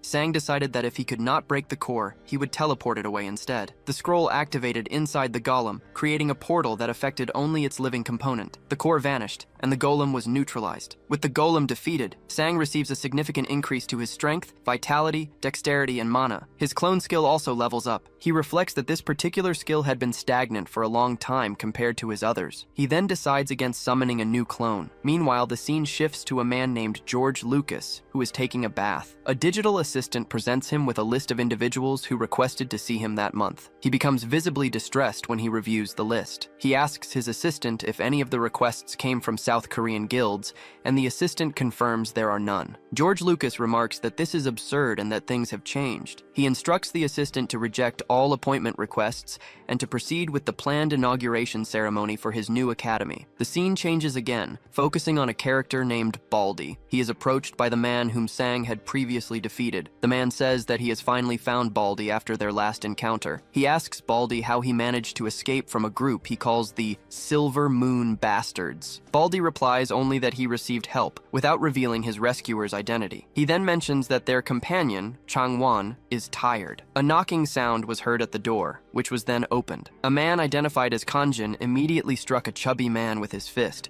sending him flying across the room. Kanjin then entered and asked who had attacked the members of Silver Moon in the hunting field. He warned the men present that they were the third group he had questioned, and that the previous two had claimed to know nothing. He then wondered aloud if this group would also deny having any information. The chubby man activated an ability and attempted to punch Kanjin, who blocked the attack with no effort. Kanjin stared at him, then gripped his hand and forced him to the floor. After pulling the man back to his feet, Kanjin delivered a powerful punch to his head, causing a severe and bloody injury. Seeing this, a bald man told Kanjin to stop, promising he would tell him everything he wanted to know. Kanjin feigned confusion before striking the bald man in the mouth. He told the man that he would be forced to talk one way or another, and questioned why he was acting as if providing the information was a generous offer. Kanjin then asked why he was protecting the chubby man, adding that he was going to die anyway. He struck the bald man again, knocking him to the ground, and then moved to stomp on him. The man screamed for him to stop, admitting that he knew the identity of the person who attacked Silver Moon. As he begged for mercy, Kanjin stated his belief that any problem could be solved with fists. The man was about to reveal Sang's identity. The scene shifts to a frozen, icy region where Sang and his clones were traveling. Sang decided they should slow down and remain on high alert. He noted that although they had not encountered any monsters for some time, they had discovered numerous corpses. Sang considered how difficult it would be to recover the bodies from such a location and wondered what had killed so many people. Sang asked one of his clones for their current position, and the clone confirmed they were close to their destination. He instructed them to search for any traces of battle left by an individual known as Teen 1, mentioning they needed to check everything by 2 o'clock. Suddenly, a clone moved in front of Sang, intercepting a stabbing attack from an unseen assailant. A large monster then materialized before him. Sang was confused by the monster's sudden appearance, and theorized that it might possess an invisibility skill, as the only evidence of its presence had been footprints on the ground. An entire group of these creatures then surrounded them. Sang realized that these undetectable monsters were responsible for the corpses he had found earlier. He attempted to draw his dagger, but one of the creatures shoved him backward. A clone positioned behind him immediately attacked and sliced the monster. As they fought, more invisible creatures continued to appear, becoming visible only when they attacked. Sang found it strange that his clones were capable of blocking the monster's surprise attacks. He decided to relinquish control of his body to his primary clone, Number 1, so he could observe the fight. Number 1 drew a cursed sword. Although he appeared to be negatively affected by the weapon, he did not seem to be concerned. Sang blocked an invisible attack, then sensed another one from behind and struck it down. He quickly determined that he could react to the monsters by listening for the sound of the wind from their blades as they swung. Sang realized it would not be simple to copy his clone's abilities, and that he still had much to learn. Meanwhile, inside the dungeon's sub-dimension, a member of the trapped party spoke to their captain. He noted that it was almost 2 o'clock, and that they needed to assess the situation. The captain stood up and stated that she could no longer offer any words of hope. She was certain the day would be the same as before, with the sound of ice being the first thing they would hear. However, the captain then heard a different sound. Outside, Sang was attempting to understand how his clones were able to detect the monsters. The creatures did not have high statistics, but their invisibility made them a significant threat. His clones were accumulating numerous injuries from cuts and strikes, and their numbers did not appear to be diminishing. It was impossible to estimate how many enemies remained. Suddenly, a sub-dimension portal appeared. Sang recognized it as the location of the attack team and immediately sent all of his clones running in that direction. From inside the portal, the captain saw a person approaching. The group's initial reaction was subdued, but some grew impressed as the figures drew closer. The captain activated a vision skill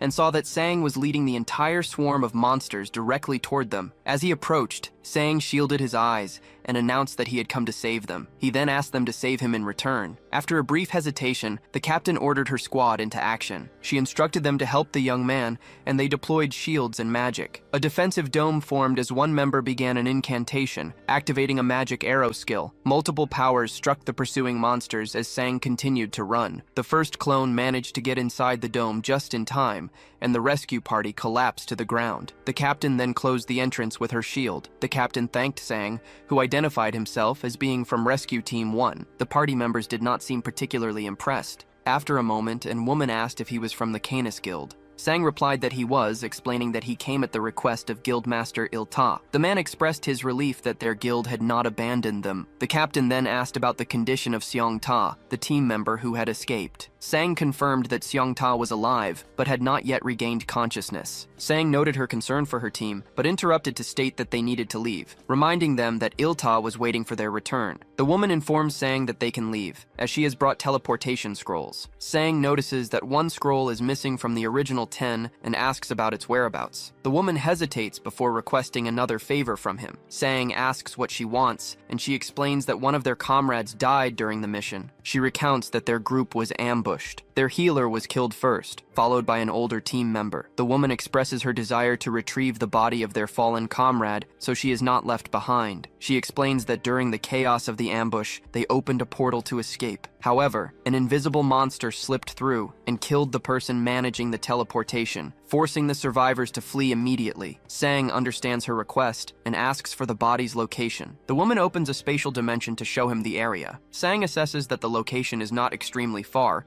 but retrieving the body will require dealing with monsters. Since he can use his clones for the task, he agrees to help but establishes two conditions. First, he will abort the mission and withdraw everyone if he senses any risk of failure. The group agrees to this term. Second, he insists on handling the retrieval by himself. The others protest, questioning his decision to go alone. Sang clarifies that he will be using his clones, not his actual body, which surprises the woman. Meanwhile, a man named Kenjin Ho is assaulting another man, Junmo. Kenjin Ho is aware of Sang's connection to Junmo's agency. He breaks Junmo's arm during the interrogation. Junmo was being tortured for refusing to reveal Sang's name, but Kenjin Ho finds a document containing the information. The paper identifies Sang as Zhang Sang-woo, a hunter from the GM agency. With Sang's name and address now known, his enemies can target his family. They are also aware of his cloning ability and realize they must find his original body to defeat him. Kenjin Ho immediately sends his men to the address on the document. Unbeknownst to them, a woman is secretly observing the entire situation. She recognizes the attackers as members of the Silver Moon organization. The injured Junmo asks Kenjin Ho why they are pursuing Sang. Kenjin Ho explains that Sang defeated their crystal gathering team. When Junmo feigns ignorance about the crystals, Kenjin Ho calls him stubborn. He accuses Sang of stealing their crystals and fleeing, framing himself and his group as the victims. The current situation was complicated. The woman with Sang had stolen a highly valuable pool, whereas Sang had only taken a bag of crystals. Despite this, she was now involved in the immediate danger. In the subdimension, the woman commented that Sang's cloning ability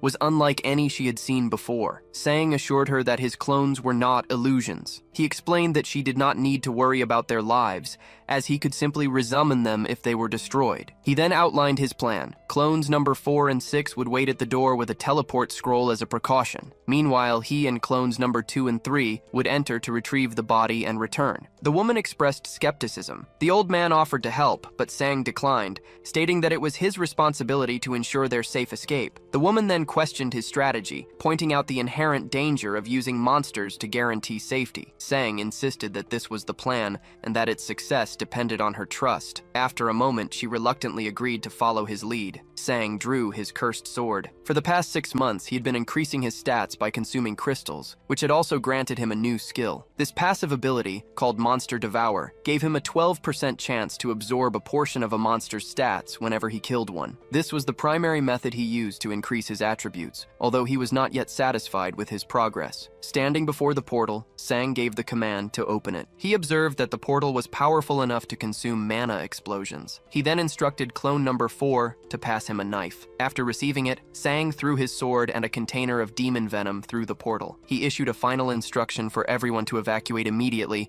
once the body was recovered. The woman then informed him that the monsters inside the dimension remained stationary, waiting for targets, which meant the ones he brought would also stay in their positions. With the plan set, Sang cracked his knuckles as the portal opened. He gave the signal to advance and dashed inside. He immediately located the body and began moving towards it. He soon noticed a footprint, alerting him to the presence of a nearby enemy. Outside, the remaining clones guarded the area and instructed the others to stay back. Some of the people offered to help, but the sister declined. She explained that their location was 40 kilometers from the main entrance, which meant Sang had to have a special method for traversing such a distance quickly. She affirmed that they needed to trust him. Inside, as Sang moved forward, a monster attacked him from the right. He blocked the strike instinctively, which seemed to surprise his attacker. This defensive maneuver demonstrated his growing ability to sense and react to attacks. However, he saw that a large group of enemies surrounded the woman's body. As he advanced on the location, one of his clones was struck from behind with a slash. Monsters began to approach from all sides,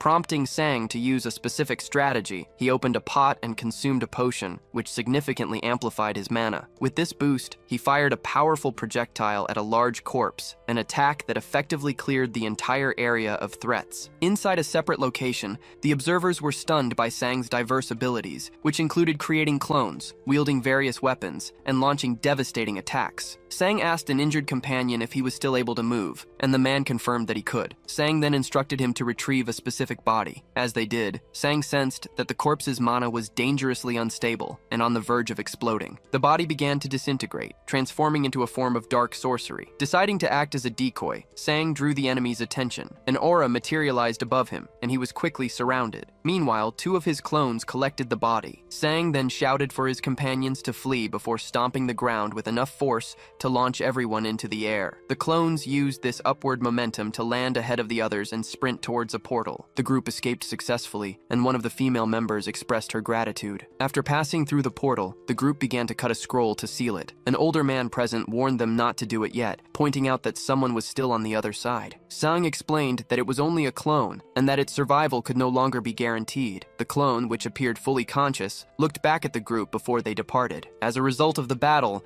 Sang's Monster Devour skill had activated repeatedly. Through this ability, he absorbed the ice essence from numerous defeated creatures, which enhanced his strength, reflexes, mana, and resistance to cold. The scene changes to another location where an individual is slicing an apple. This person speaks to a man named Mr. Xiang Tae, informing him that the rescue mission was scheduled for that day and might already be over. They urged him to wake up, at which point Mr. Xiang Tae's finger twitched. Back at the guild base inside the tower, a portal opened. Guild members ran towards it, anticipating the team's return. A hand emerged first, causing the onlookers to become frightened. A young woman recognized the person coming through as her brother, and overcome with emotion, began to cry. Elsewhere, Sang regained consciousness in a chair. It was noted that this was the first time he had employed such a self-destructive tactic. His sister was with him and attempted to maintain a composed demeanor. Wanta embraces a woman, telling her to be quiet and reassuring her that everything is now fine, though he also calls her an idiot. In response, she begins to cry. The woman explains that she was terrified and had been certain no one would be able to rescue them. She feels responsible for what happened to another woman during the incident. As they have their emotional reunion, a group of people watches them. Elsewhere, the man who had been hospitalized finally regains consciousness. Later, Sang is reviewing his stats when a clone appears and returns his sword. He is pleased to see that his attributes have increased significantly. One Taz then approaches and addresses him as Mr. Hunter, formally thanking him in Japanese. Sang replies that he only accepted the job for the high pay. One Taz dismisses this and promises that, from that point on, he will provide assistance whenever Sang needs it. He clarifies that Sang only needs to inform him of any problems. Sang later approaches Wanta to return a scroll that he did not use during the mission. Wanta initially tells him to keep any unused items from the expedition as his own.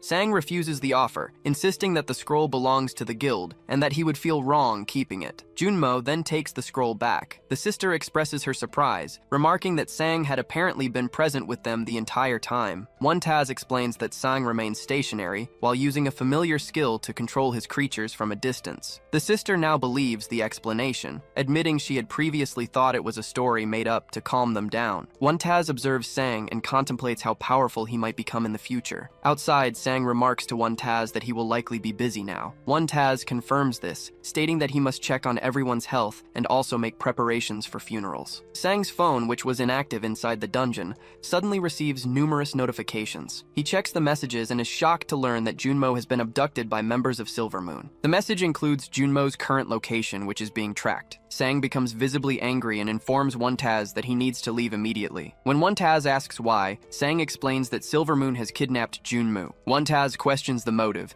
and Sang speculates it is retaliation for his earlier conflict with one of their members at the hunting field. Hearing this, One Taz retrieves a scroll from his jacket and offers it to Sang for his trip. Sang initially refuses, but One Taz insists, reminding him of his promise to provide full support. At the entrance to the Silvermoon Guild, a group of people has gathered and is waiting. Nearby, a young woman is watching the scene when someone calls out her name. A woman is apprehended by an unknown man who questions her presence. Before she can be harmed, Sang emerges from a portal behind them. He acts quickly, choking one assailant while two of his clones surround another with knives. The woman is stunned by the speed of the intervention, which takes place while a henchman can be heard struggling violently nearby. The woman urges Sang to stop, explaining that they need to get information from the man he is subduing. Complying, Sang ties up the assailants and asks for the captive's location. The woman informs him that Junmo was taken to the Silvermoon Guild's storage facility. Sang tells her to wait where she is as he prepares to assemble his allies. Inside the storage building, Junmo is being held captive by a man named Kang Win. Junmo has been repeatedly beaten. Kang Win asks him why his group chose to interfere with their guild. As Junmo wonders if his associate Sang Woo will come to his rescue,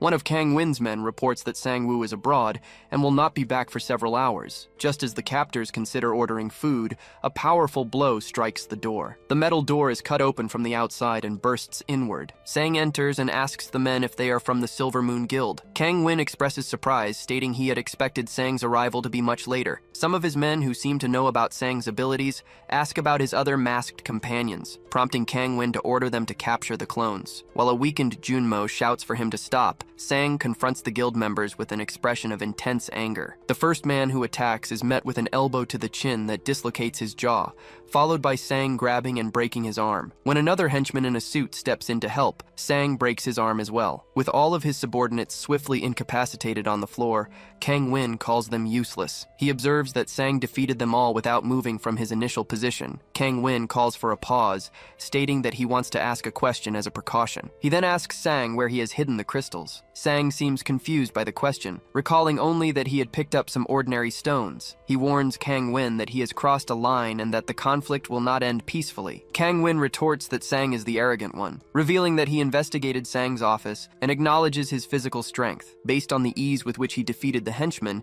Kang Win estimates Sang to be at least a B-class hunter with high stats. Kang Win continues his analysis, mocking Sang for having what he considers a useless cloning skill despite his impressive stats. He speculates that Sang's only other ability must be a concentrated attack. Kang Win claims this weakness explains why Sang associated with a low-tier agency, remarking that inferior individuals flock together. In response to the insults, Sang simply offers a calm acknowledgement. Sang's clones arrive on the scene, immediately shifting the balance of the confrontation. The opposing group is now at a disadvantage. Kangen's subordinates become visibly nervous, and one of them reports that the men stationed at the rear have been defeated. Kangen replies that he was already aware of this, calling his subordinate an idiot. With his reinforcements, Sang is no longer outnumbered and holds a dagger. Kangen decides to use an invisibility skill. One of his men expresses confidence, stating that Kangen will surely win because only a user with a specific detection class could possibly counter such a stealth ability. While invisible, Kangen believes that conventional methods of sensing presence or auras are useless against his skill, which he thinks erases his existence completely. He moves to attack from behind, but he notices Sang's clones seem to be looking toward his position. Still, he is confident that Sang cannot detect him and that the fight will end shortly. shortly. Just as Kangen closes in, Sang orders his clones to seize him. The clones immediately capture the surprised Kangen, restraining him effectively. Sang then instructs some of his clones to transport the injured Junmo to a hospital. The scene transitions to a bar where Sang's college friends are having drinks. They are celebrating the beginning of their 3rd year. One friend comments on the fact that it is still just the 3 of them, asking if none of them plan to find a girlfriend. Another friend who wears glasses then asks if anyone has seen Sang-woo, mentioning that no one has heard from him in a while. They confirm that Sang-woo changed his number and is not responding to messages. A third friend reveals he heard that Sang-woo is now working as a hunter. The news surprises the others, who find it difficult to reconcile the idea of the nice-seeming Sang-woo killing monsters. One friend suggests that they simply have never seen Sang-woo truly angry. He asks the friend, who was Sang-woo's former neighbor, if he ever saw him lose his temper. The neighbor recalls an incident from when they used to walk home from school together. He explains that he was mugged by a group of gangsters. When Sang-woo arrived, the friend told him to leave for his own safety. Instead, Sang-woo came back and headbutted one of the attackers. The friend clarifies that Sang-woo did not save him. They were both beaten up. He also learned later that Sang-woo had been targeted by the same group before. The friends remark on Sang-woo's character, noting that despite his calm demeanor, he would charge forward without thinking when provoked. The friend concludes that Sang-woo was tolerant when targeted himself, but became aggressive when his friends were threatened. Back in the present, a shocked Kangen asks Sang how he was able to detect him. Sang notes Kangen's confidence in his ability, and then explains that he had just finished fighting a group of monsters that used the exact same skill. Sang reminds Kangen of his earlier insults, recalling that Kangen had dismissed his skill as trash and warned him against coming here. After the battle at Odin's Tower, Sang's statistics showed a significant increase, with nearly 10 points added to each stat and his cold resistance rising to 19. He acted decisively, throwing one of his opponents a considerable distance. His clones reported that one enemy had escaped,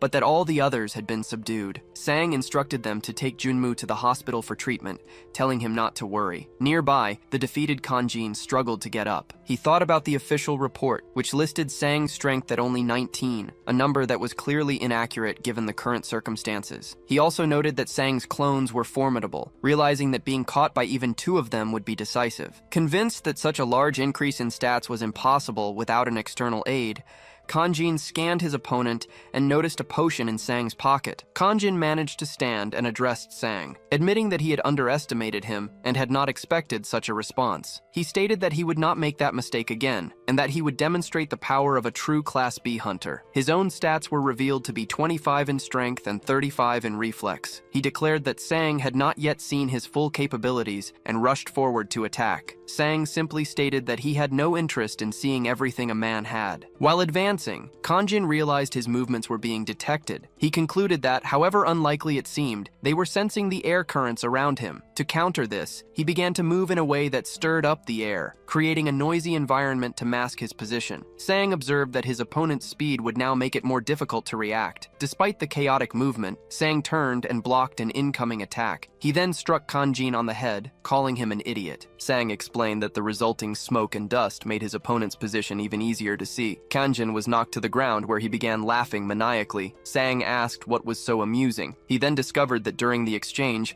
Kanjin had managed to steal the potion from his pocket. Kanjin held it up, explaining that he knew something was unusual about Sang's stats, and asked if the potion was the source of his power boost. Sang advised him that it would be better not to drink the potion. Kanjin ignored the warning and consumed the entire vial. His strength stat began to rise rapidly, climbing from 29 to 37 and then to 51, causing the ground beneath him to crack. Empowered, Kanjin told Sang that he could no longer hear him because his own strength was now too great. In response, Sang told him not to place blame on him for the consequences. Sang noted internally that his opponent's strength had more than doubled, a feat beyond even a top-tier potion. Kanjin then demanded that Sang reveal the creator of the potion, promising in return to let him walk away with at least 2 arms. Sang observed his opponent, having already sent clones 4 and 6 to the hospital. Now, only he and clones 2 and 3 remained to confront the man named Kanjin. The 2 made eye contact, and Kanjin immediately charged forward. Sang moved to intercept him, but Kanjin's powerful advance knocked down the clones. Sang attempted to slash with his sword, but Kanjin struck him first, leaving him unsteady. Kanjin then asked Sang Sang if he understood his mistake, revealing that he had done more than just read Sang's statistics. He informed Sang that his family was also being targeted. The scene then briefly cut to Sang's parents at home, where an unknown person had just knocked on their door. Back in the fight, Kanjin stabbed Sang repeatedly, inflicting numerous cuts. The force of the attacks was strong enough to drag Sang across the floor. As two more opponents appeared from behind,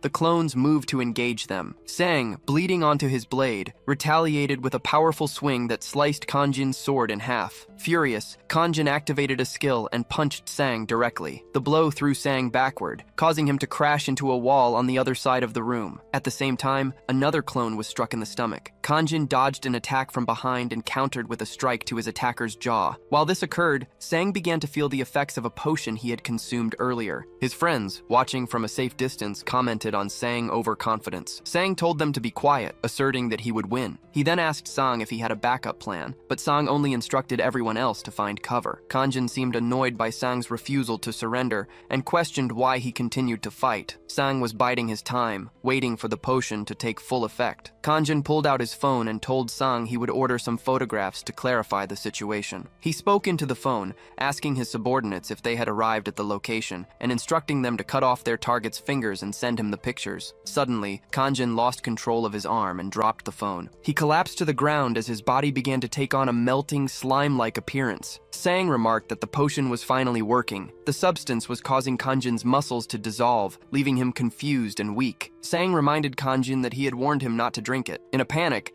Kanjin scrambled for his phone, intending to call for reinforcements and have them bring Sang's parents as hostages. With his arm visibly deteriorating to skin and bone, Kanjin threatened that Sang's parents would die if he did not receive an antidote. However, a voice from the active call on the phone interrupted him. The person on the other end reported that Kanjin's men had attacked the wrong family and had run into the Canis Guild. A large bearded man from the guild had defeated all the intruders. It was this man who had knocked on the door of Sang's parents. While holding a man in one arm, Sang's father inquired about his son's condition. Sang confirmed that he was unharmed. The men outside still showed an intention to fight, but at that moment, a man named Kanjin received a phone call. After looking at his phone, Kanjin began to scream as his body appeared to transform into a zombie-like state without any action from Sang. Sang grabbed the transformed Kanjin and advised him to conserve his energy just to breathe. He then seized Kanjin's arm and warned him never to touch anyone he cared about, concluding the confrontation. A woman nearby watched the scene in shock. Sometime later, Sang went to the hospital to speak with Junmo. Since visiting hours were over, he entered the room through the window. Junmo noticed blood on Sang's face and asked what had happened. Sang explained that he was fine due to his regeneration ability and warned Junmo that the group known as Silver Moon was not finished with them yet. He then asked Junmo for his opinion on whether he should undergo a re-evaluation for his hunter ranking. Junmo agreed, noting that Sang's rank had already increased after the portal incident, but he had not completed any official reclassification tests since then. Sang explained that he previously had no interest in power itself, as his only goals were to become strong enough to protect his loved ones and to pay for his sister's hospital bills. Junmo asked what had changed his mind. Sang reasoned that if he held a higher classification, like A rank, Silver Moon would not have dared to attack them or the JM agency office. This was why he now sought a higher rank. Junmo agreed it would be great for the agency's publicity,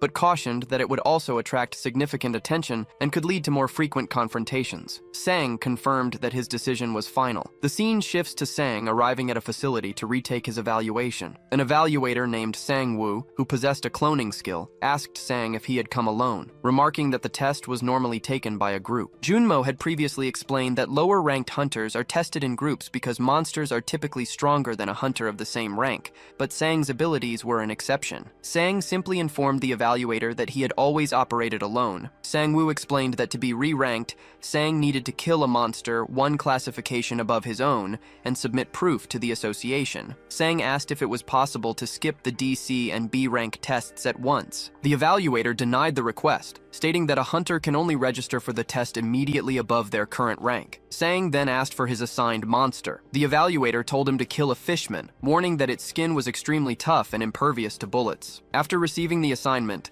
Sang walked to a chair, sat down, and began looking at his phone. 2 hours later, Sang Woo saw that Sang had not left for the hunt and wondered if he was serious about the test. At that moment, Sang stood up and walked back to the evaluator's desk. Sang Woo asked if he wanted to cancel the test. Sang replied that he had already hunted the monster. When the evaluator asked for clarification, Sang confirmed that he had killed the fishman and had already submitted the proof. Sang requested to be registered as a Class D hunter. The association employee was skeptical, pointing out that Sang had been sitting in front of him drinking coffee, and that it was impossible for him to have completed the prerequisite hunt. The employee, who had not seen Sang leave the building, was unaware that one of Sang's clones had gone to the hunting ground. He told Sang to check the confirmation himself, as it had already been sent by the hunting ground. The employee then reluctantly checked the system and found official confirmation that Jong Sang-woo had successfully hunted a number 5 fishman. Confused by the result, the employee called the hunting field to verify Sang's activity. The staff on the other end confirmed that Sang had indeed hunted and killed a monster there. The employee wondered aloud if the system had malfunctioned. Sang, who had been waiting patiently, asked if there was a resolution. The employee, privately suspecting some form of deception, agreed to process the rank upgrade. The employee officially promoted Sang to Class D,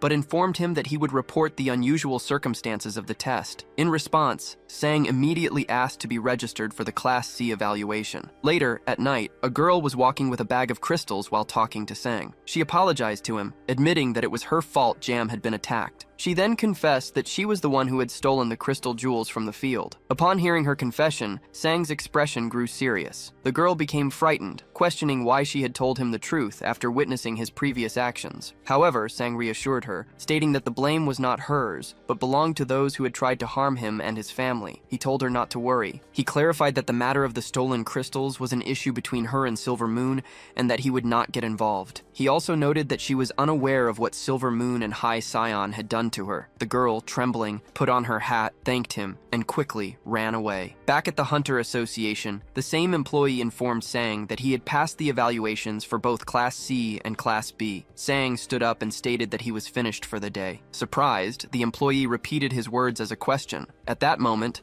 another official arrived and commented that Sang had finally done it. The first employee asked if he knew Sang, and the second man confirmed that he did, identifying Sang as the individual with the unique permission to enter multiple hunting fields at once. The second official elaborated, mentioning the doctor who had evaluated Sang's skill. He recounted that the doctor was so deeply affected by what he saw that he told everyone about the unique ability. The official remarked that it was strange Sang had not ranked up until now. He predicted that the news of a hunter advancing from Class E to Class B in a single day would cause a major stir in the hunter community. A week later, newspapers were filled with stories about the hunter nicknamed Clanudo. The reports detailed his unprecedented promotion from Class E to Class B in one day, calling it the fastest rank up in history. The public learned that his clones were real entities, not illusions. During this time, Sang received a payment of 5 billion. Sang was shocked by the sum of money. Taiwan explained that it was his payment for a successful mission. Sang protested that the amount was too much. Taiwan clarified that while he had initially framed the request as a favor, it was a formal job. He insisted Sang accept the payment, arguing that no one else would have taken the mission, and the problem would have remained unresolved without him. Taiwan concluded by inviting Sang to visit the guild in the future. Sang collapsed to the ground, overwhelmed with relief. He realized his financial concerns were resolved, and that he now possessed enough money to care for his sister. He decided he would use the funds to hire the S-rank healer known as Bless. Sang imagined his first meeting with the healer, picturing himself grabbing the man's legs and begging with such intensity that the healer would be compelled to accept the job. Meanwhile, the leader of the Silver Moon Guild was angered by Kang and Ho's defeat. He questioned the strategy of seizing all of the YOLO Guild's assets, as it left them with no one to process their crystals. The leader resolved to destroy the incriminating documents to conceal their activities. At that moment, a woman named Yangju Cheol appeared. She commented on the leader's strength and accused a person named Shikargi of stealing a stash of items. The Silver Moon leader suggested there had been a misunderstanding and proposed a conversation, but he simultaneously attacked her with a punch. She parried the blow with her claws. At the Canis Guild office, Junmo met with Taewon and other members. He thanked Taewon for sending agents to protect Sang's family. Taewon correctly deduced that Silver Moon was the attacking party. Junmo confirmed this and stated that he did not consider the conflict to be over, especially with the involvement of Kang In-ho. Taewon acknowledged Kang In-ho as the vice leader of Silver Moon and recalled that Sang had left him in a permanently incapacitated state. It was then revealed that Junmo had previously managed Kang In-ho when he worked at the Haesong Guild. The connection between the Haesong and Silver Moon guilds was already well known. Yangju Cheol then arrived at the Canis Guild office. She reported that the members of Silver Moon, whom she called bastards, were manufacturing crystals and jewels to supply the Haesong Guild. She handed over files to Junmo as proof. She greeted Junmo, stating she had heard a lot about him and referred to him as a crazy man. In response, Junmo mentioned he was aware she had recently visited Silver Moon. She confirmed she had been there briefly to retrieve some items. Taewon asked for clarification about a term he heard. DRP Yangju Cheol explained it was a body-enhancing drug made from the jewels, and that the Haesong Guild was heavily involved in its production, indicating the substance was extremely dangerous. The narration then provided historical context about the hunter profession. The occupation was legalized only after the end of a major catastrophe. Governmental systems were put in place to manage hunting fields with soldiers, tax hunting profits, and officially purchase monster byproducts. While this framework made the job seem stable, not all hunters agreed with the new regulations. A group of hunters opposed mandatory identity registration and hunting restrictions. These individuals formed their own clandestine society, operating in secret and using illegal weapons to protect their income. It is revealed that Yangju Cheol is a member of this underground society. The scene shifts to her arriving at a bar with a large quantity of crystals. The bartenders were visibly shocked by the immense amount she had brought with her. Sang advised the woman against retrieving the items. She smiled and explained that she had found them left at the station. In response, Sang frowned. Suddenly, a group of men appeared and approached a woman named Wu Haiyan, informing her that she was to come with them. The men were likely from a guild. Wu Haiyan attempted to ask the bartender for help, but he refused, explaining that the men were threatening his family. At that moment, another individual stepped forward to intervene. One of the men questioned the newcomer's identity and his formal attire. The newcomer confronted the man and told him to back off. When the man tried to reply, he was punched in the jaw. As he began to retreat, he noticed that Sang had arrived at the scene. The narrative then shifts to a flashback. In the past, Sang had informed Wu Haiyan that he would assist her now that she was part of the GM agency. He instructed her to attempt to sell the crystals she had collected, predicting that their opponents would take the bait. The scene changes to an undisclosed location where the master of the Haesong Guild, a man named Shin, was being searched by guards. He was informed that he had 10 minutes. He laughed as a door was opened for him. Inside, he met a woman known as the Oracle. She acknowledged his presence, and Shin asked if his arrival was unexpected or if she was toying with him. She stated that she knew what he wanted, and her answer had not changed. She advised him to give up and be satisfied with his current life. Shin became angry, reminding her that she had once prophesied that all powerful people would one day bow to him. The Oracle explained that his fate had been drastically altered because of another individual's influence. Shin demanded to know who had interfered with his destiny, but she claimed to have no knowledge of their identity. The scene returns to Sang, who was questioning one of the captured men. Sang held up a phone and demanded the password, calling the man a fool. The captive refused to cooperate, stating that he would rather die. Sang assured the man he would not be killed, but instead handed over to another group of menacing-looking individuals who were also present. The captive began to sweat nervously. Meanwhile, Shinjin Wook, the leader of Haesong's Team 1, received a call. The caller reported that he had secured the crystals, and Shinjin Wook instructed him to take them to Factory 3. He then asked why the caller's voice sounded strange, but the man on the phone claimed everything was fine, and that his team was heading to the factory now. Shinjin Wook concluded by reminding him to monitor the DEP production. Sang had been listening to the entire phone conversation. He remarked that everything was going perfectly, and then demanded the captive reveal the factory's location. The man protested that he would be killed if he told him. In response, Sang addressed the group of menacing men, announcing that the captive wanted to go with them. At this, the men drew their knives. After this threat, the captive provided the factory's location. Sang then instructed Wu Haiyan to send the address to a person named Jun Mo. She thanked Sang for his assistance, but he showed little reaction. A woman approaches Sang and asks him to play a game. She mentions having seen news about the Clonudo and asks if this is the reason his companions all look the same. Sang confirms this, and the woman asks if he was paying attention and if he knows her name. He replies that he does, identifying her as the potion maker. The woman, Kinwoo Haiyan, playfully pretends to choke him before asking where his clones are. Sang explains that they are busy as he had left them to have a barbecue while he ran errands. Upon receiving the audio from Sang's conversation, Junmo recognizes the voice of Shinjin Wook, the individual behind their recent problems. This confirms for both of them that Shinjin Wook and his associates are involved. Qin Wu Hien explains that there are 5 crystal suppliers for the Hisong Guild. With Silver Moon taken down, Red Tail and other guilds, all at least rank B, still remain. Junmo questions why they do not target Hisong directly,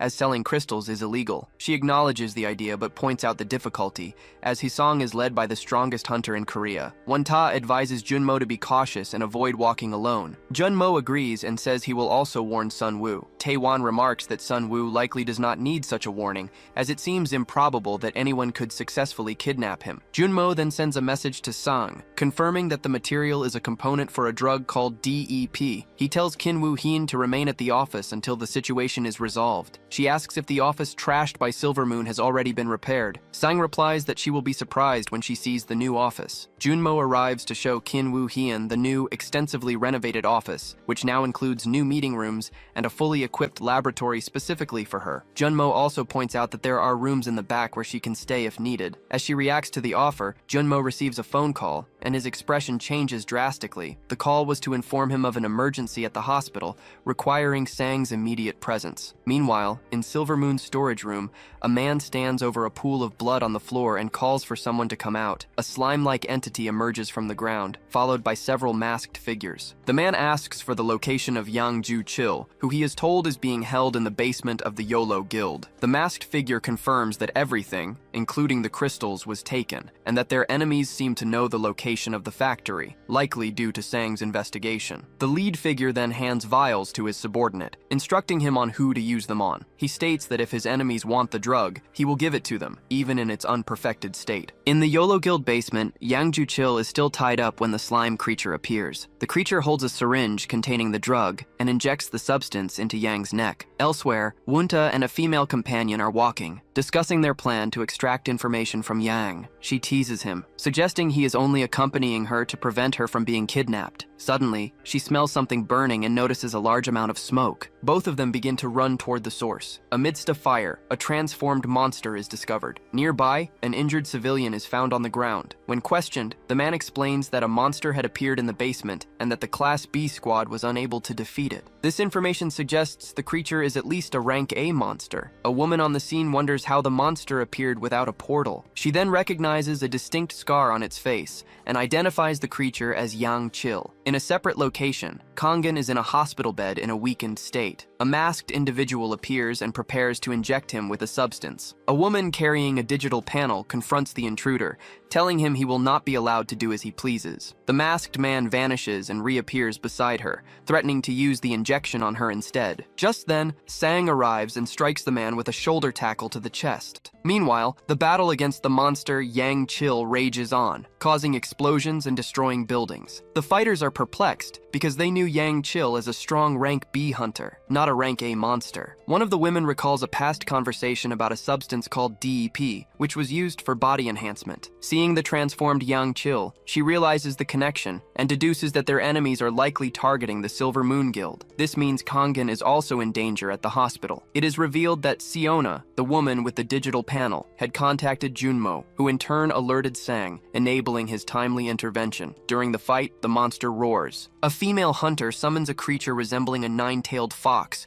which fires an energy projectile that pierces the monster's chest. The creature retaliates with a punch, but another fighter named Wanta severs its arm before it can land the blow. The monster attacks again, revealing a cybernetic arm, and uses a powerful move to knock both hunters back. They recognize the technique as one of Yang Chil's signature attacks, confirming his identity. Suddenly, an older man wielding a flaming sword appears and strikes the monster. He is identified as Gan, the leader of the Soul Guild. He approaches the two fighters and demands that Wanta explain the monster's origin. Back at the hospital, Sang tells the masked man that only doctors are permitted to use needles. He then attacks, but the man blocks the blow. The masked man asks Sang how he knew he was there. Sang's female companion attempts to attack with fire, but the intruder nullifies her power with a simple hand gesture. Sang then attacks from above with a powerful kick that sends the man flying and breaks his arm. Afterward, Sang and his companion stand facing their opponent. A girl thanks Sang for his quick arrival. The masked man, observing Sang's power and the appearance of his clones, remarks that he now understands how Kanjin was defeated. The clones, larger in stature than before, glare at the masked man. He acknowledges that Sang is trying to provoke him into a fight, but states that he is not foolish enough to engage all of them. As he disappears, he promises to see Sang again, adding that a person named Vegas is moving towards Sang's sister, who is in the mana absorption intensive unit. The threat against his sister causes Sang to react angrily. Following this confrontation, the recent monster outbreak in the city is officially resolved by the leaders of 3 guilds, Seoul, Yolo, and Kanis. A man named Gun tried to inform the public that someone named Hisong was responsible, but his claims were dismissed. The official story became that a simple containment breach had occurred, absolving Hisong of any involvement. Another individual also attempted to reveal the truth, but their efforts were futile. Investigators later located the crystal's original position, but the site was deserted upon their arrival. The EDP production facility was also found completely empty. For a time, humanoid monsters were reported appearing throughout the city, but they were consistently defeated. Eventually, the sightings stopped, and the public forgot about the incidents, leaving the matter as an unsolved mystery. Sometime later, Sang speaks with Junmo, stating that they need a bodyguard. He explains that he has been considering this since the Silver Moon incident, deciding that safety must be prioritized over hunting efficiency. Junmo correctly assumes Sang plans to use his clones for this task. Sang confirms this is the only viable option, as he lacks the funds to hire a hunter powerful enough for the job, needing to save money for his sister's treatment by an S-rank hunter. Sang details his plan for the clones. 1 will guard his parents at home, 2 will remain at the hospital with his sister, and a 4th will be stationed at Junmo's agency. 2 additional clones will be dedicated to continuous training and exercise. This leaves the original Sang free to act independently. When Junmo asks about the 7th and final clone, Sang reveals he has dispatched it to a familiar location, the Canis Guild's training grounds in Odin's Tower. Inside the tower, the clone uses a megaphone to announce its presence, luring out nearby monsters. Invisible creatures begin to charge at its position, followed by the appearance of a horde of monsters identified as Spawn V30. In response, the clone consumes a potion, which causes a large explosion. The scene shifts to the opening ceremony for the Korean branch of the Hunters Academy, led by its president, Haksu. The Academy's stated mission is to support low-rank hunters by providing free skills training and methods to increase their item drop rates. It is open to all hunters regardless of rank or talent, offering them the chance to train with veterans. The Academy also promises that the student with the best performance at the end of the year will receive an elixir, though its properties are not specified. Meanwhile, at the Kaim Agency's private gym, Sang and his clones continue their training. Sang struggles with his training, as the 250-kilogram dumbbells he uses are no longer sufficient to increase his strength. He is unable to find heavier weights for purchase, such as 1-ton dumbbells. While watching television, Sang sees a broadcast about the opening of a new academy branch. He dismisses it as insignificant until the announcers reveal the grand prize, a legendary elixir highly sought after by hunters around the world. Although he is unaware of the elixir's specific properties, Sang's interest is immediately captured. The broadcast shows the Hunters Academy, a grand institution designed to look like a European castle. Its motto promises that any student can learn new skills and overcome their weaknesses by trusting in the Academy's system. Feeling skeptical, Sang asks his acquaintance Jumo if the elixir prize is real. Jumo confirms that it is, explaining that the Academy is offering it to attract applicants from every country. Sang finds it strange that a mere Academy branch would possess such a rare item. Jumo corrects him, stating that the institution is significant because it was founded by George Lucas, who is known as the only jumper. Sang remains puzzled as to why George Lucas, the owner of one of the world's largest corporations, would establish an academy and give away an elixir. Jumo agrees that the motive is unclear, but speculates it is an effort to reduce the power gap between low-rank and high-rank hunters. By improving the abilities of average hunters,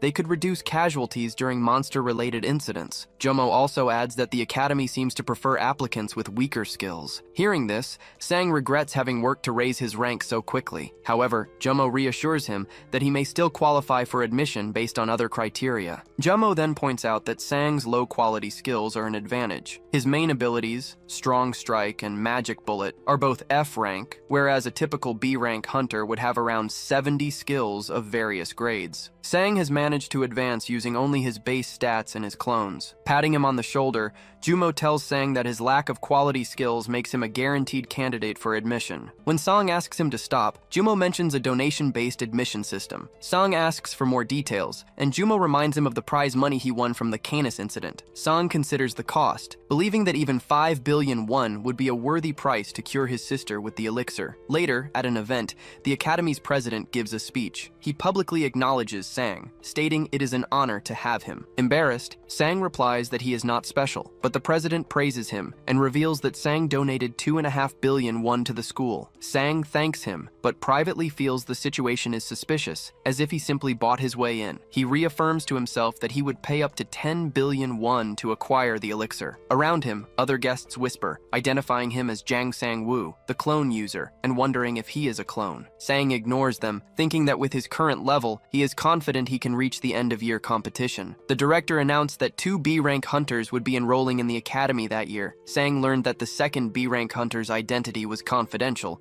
but that this individual was supposedly as famous as he was. Sang immediately recognized this new student as competition for the elixir he intended to acquire. During the orientation, Professor Kang Hee-suk was introduced as the instructor for a class called Basic Food Magic. Since it was the first day, no formal classes were held. Sang was curious about the other B-rank hunter, but remained focused on his goal. Later, a student announced a welcoming party for the new students at Bar Goryeo. Sang decided to attend, thinking it would be a good opportunity to identify his competitor. At the bar, Sang found the venue to be very crowded. He was quickly surrounded by other students, particularly a group of women who recognized him. They asked if he was the clone user who had killed the monster, expressing their admiration for his accomplishments. They then asked him to demonstrate his ability by creating a clone. Sang declined, stating that his clones were currently occupied with a mission. He used the opportunity to ask the students if they knew the identity of the other B-rank hunter. They were unaware of any other B-ranker enrolling and said that online news had only mentioned Sang's admission. Sang concluded that the other student was deliberately keeping a low profile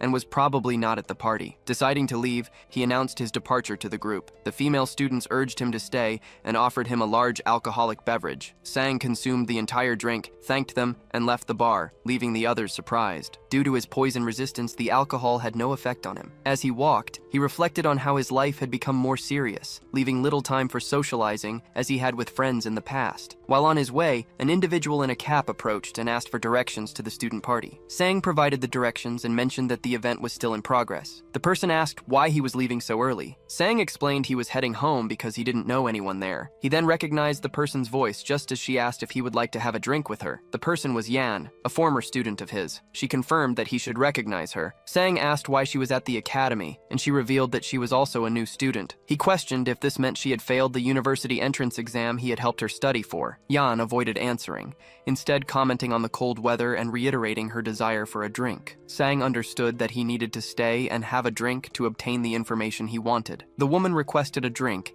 and Sang asked about her test results, suggesting that she had failed. She denied this, clarifying that she had successfully passed her exam. Confused, Sang asked why she was at the academy if she had passed her university entrance. She explained that becoming a hunter was her real dream, and she had only applied to university to satisfy her parents' wishes. Her personal goal was always to get a hunter's license after graduation. The new academy provided her with an opportunity, and she managed to convince her parents to let her enroll despite their concerns. They warned her it was dangerous, but she persisted until they agreed. She then asked Sang to explain his own reasons for being at the academy, addressing him as professor. An embarrassed Sang told her to stop using that title as he no longer held that role. The woman pointed out that since they had enrolled at the same time, he was not her senior, and she playfully called him a different nickname. She noted his discomfort and then told him to look at her. After they consumed several alcoholic drinks, the woman became intoxicated. She requested another beverage, but Sang told her to stop. She was resting her head on the table when she suddenly looked up and asked for his new phone number. Upon receiving it, she expressed her satisfaction, stating that he now had no excuse not to contact her, before promptly losing consciousness. Sang proceeded to pay the bill for their drinks. Sometime later, the woman regained awareness and found herself being carried on Sang's back. Confused, she asked why she was on his back, whether she had fallen asleep, and if they were heading home. Sang confirmed she was awake and explained that she had fallen asleep at the counter. The woman complained of feeling dizzy and unable to walk, so she held on to Sang as he carried her. While on his back, she asked why he had not contacted them over the past few months, adding that he could have found a way even with a different phone number. She confessed that she had initially planned to strike him out of anger, but she could not bring herself to do it after seeing him. She concluded by saying she had enjoyed their time together. Sang replied that he had a specific goal to accomplish, which was his reason for enrolling in the academy. He confirmed that he had also enjoyed himself, calling it the best day he had experienced in the last 6 months, and noting that the night was still young. He elaborated on his recent actions, describing himself as fundamentally lazy. He was afraid his determination would fade if he continued his old lifestyle, which would lead him to repeat the same mistakes and regrets. Believing that people do not change easily, he severed all of his past relationships to maintain his focus. He then assured her that she was still important to him and handed her a cap as they arrived at her home. The woman admitted that she had misunderstood his intentions. Sang told her to put on the cap and said that he would forgive her this time. As he turned to leave, she warned him that she would not forgive him again. A man named Hai Song contemplates the significant impact Sang is having on the world. Nearby, a person in a white mask apologizes, reporting that the Nudo clone was stronger than anticipated and calling the clone a bastard. Hai Song muses to himself that the person in question was Jang Sang-woo and that he should have asked for an autograph. Another individual appears beside Hai Song, asking why the lights were turned off. Hai Song ignores the question about the darkness and instead asks if all preparations are complete. He informs the person that they will start at the academy the following week, demanding results that justify the effort it took to enroll them. The individual confirms his understanding. This person is revealed to be Shin Junyum, Hai Song's son. He promises his father that he will not disappoint him. Hai Song then instructs his son to acquire the elixir. A week later at the academy, Sang's class is preparing to learn elemental magic. A female classmate is already in the room when the professor arrives. He announces that their first lesson will be the fireball skill, which he describes as a versatile and popular type of magic. Sang, focused on the lesson, internally questions whether he needs to learn this kind of magic. He recalls learning the strong strike skill through physical action and wonders how they will be taught a magic ability. And that's it. The story ends right here. So tell me, what did you think about this manhwa? Be honest. Drop your rating from 0 to 10 down in the comments. If you enjoyed the recap, don't forget to smash that like button and subscribe for more crazy stories like this one.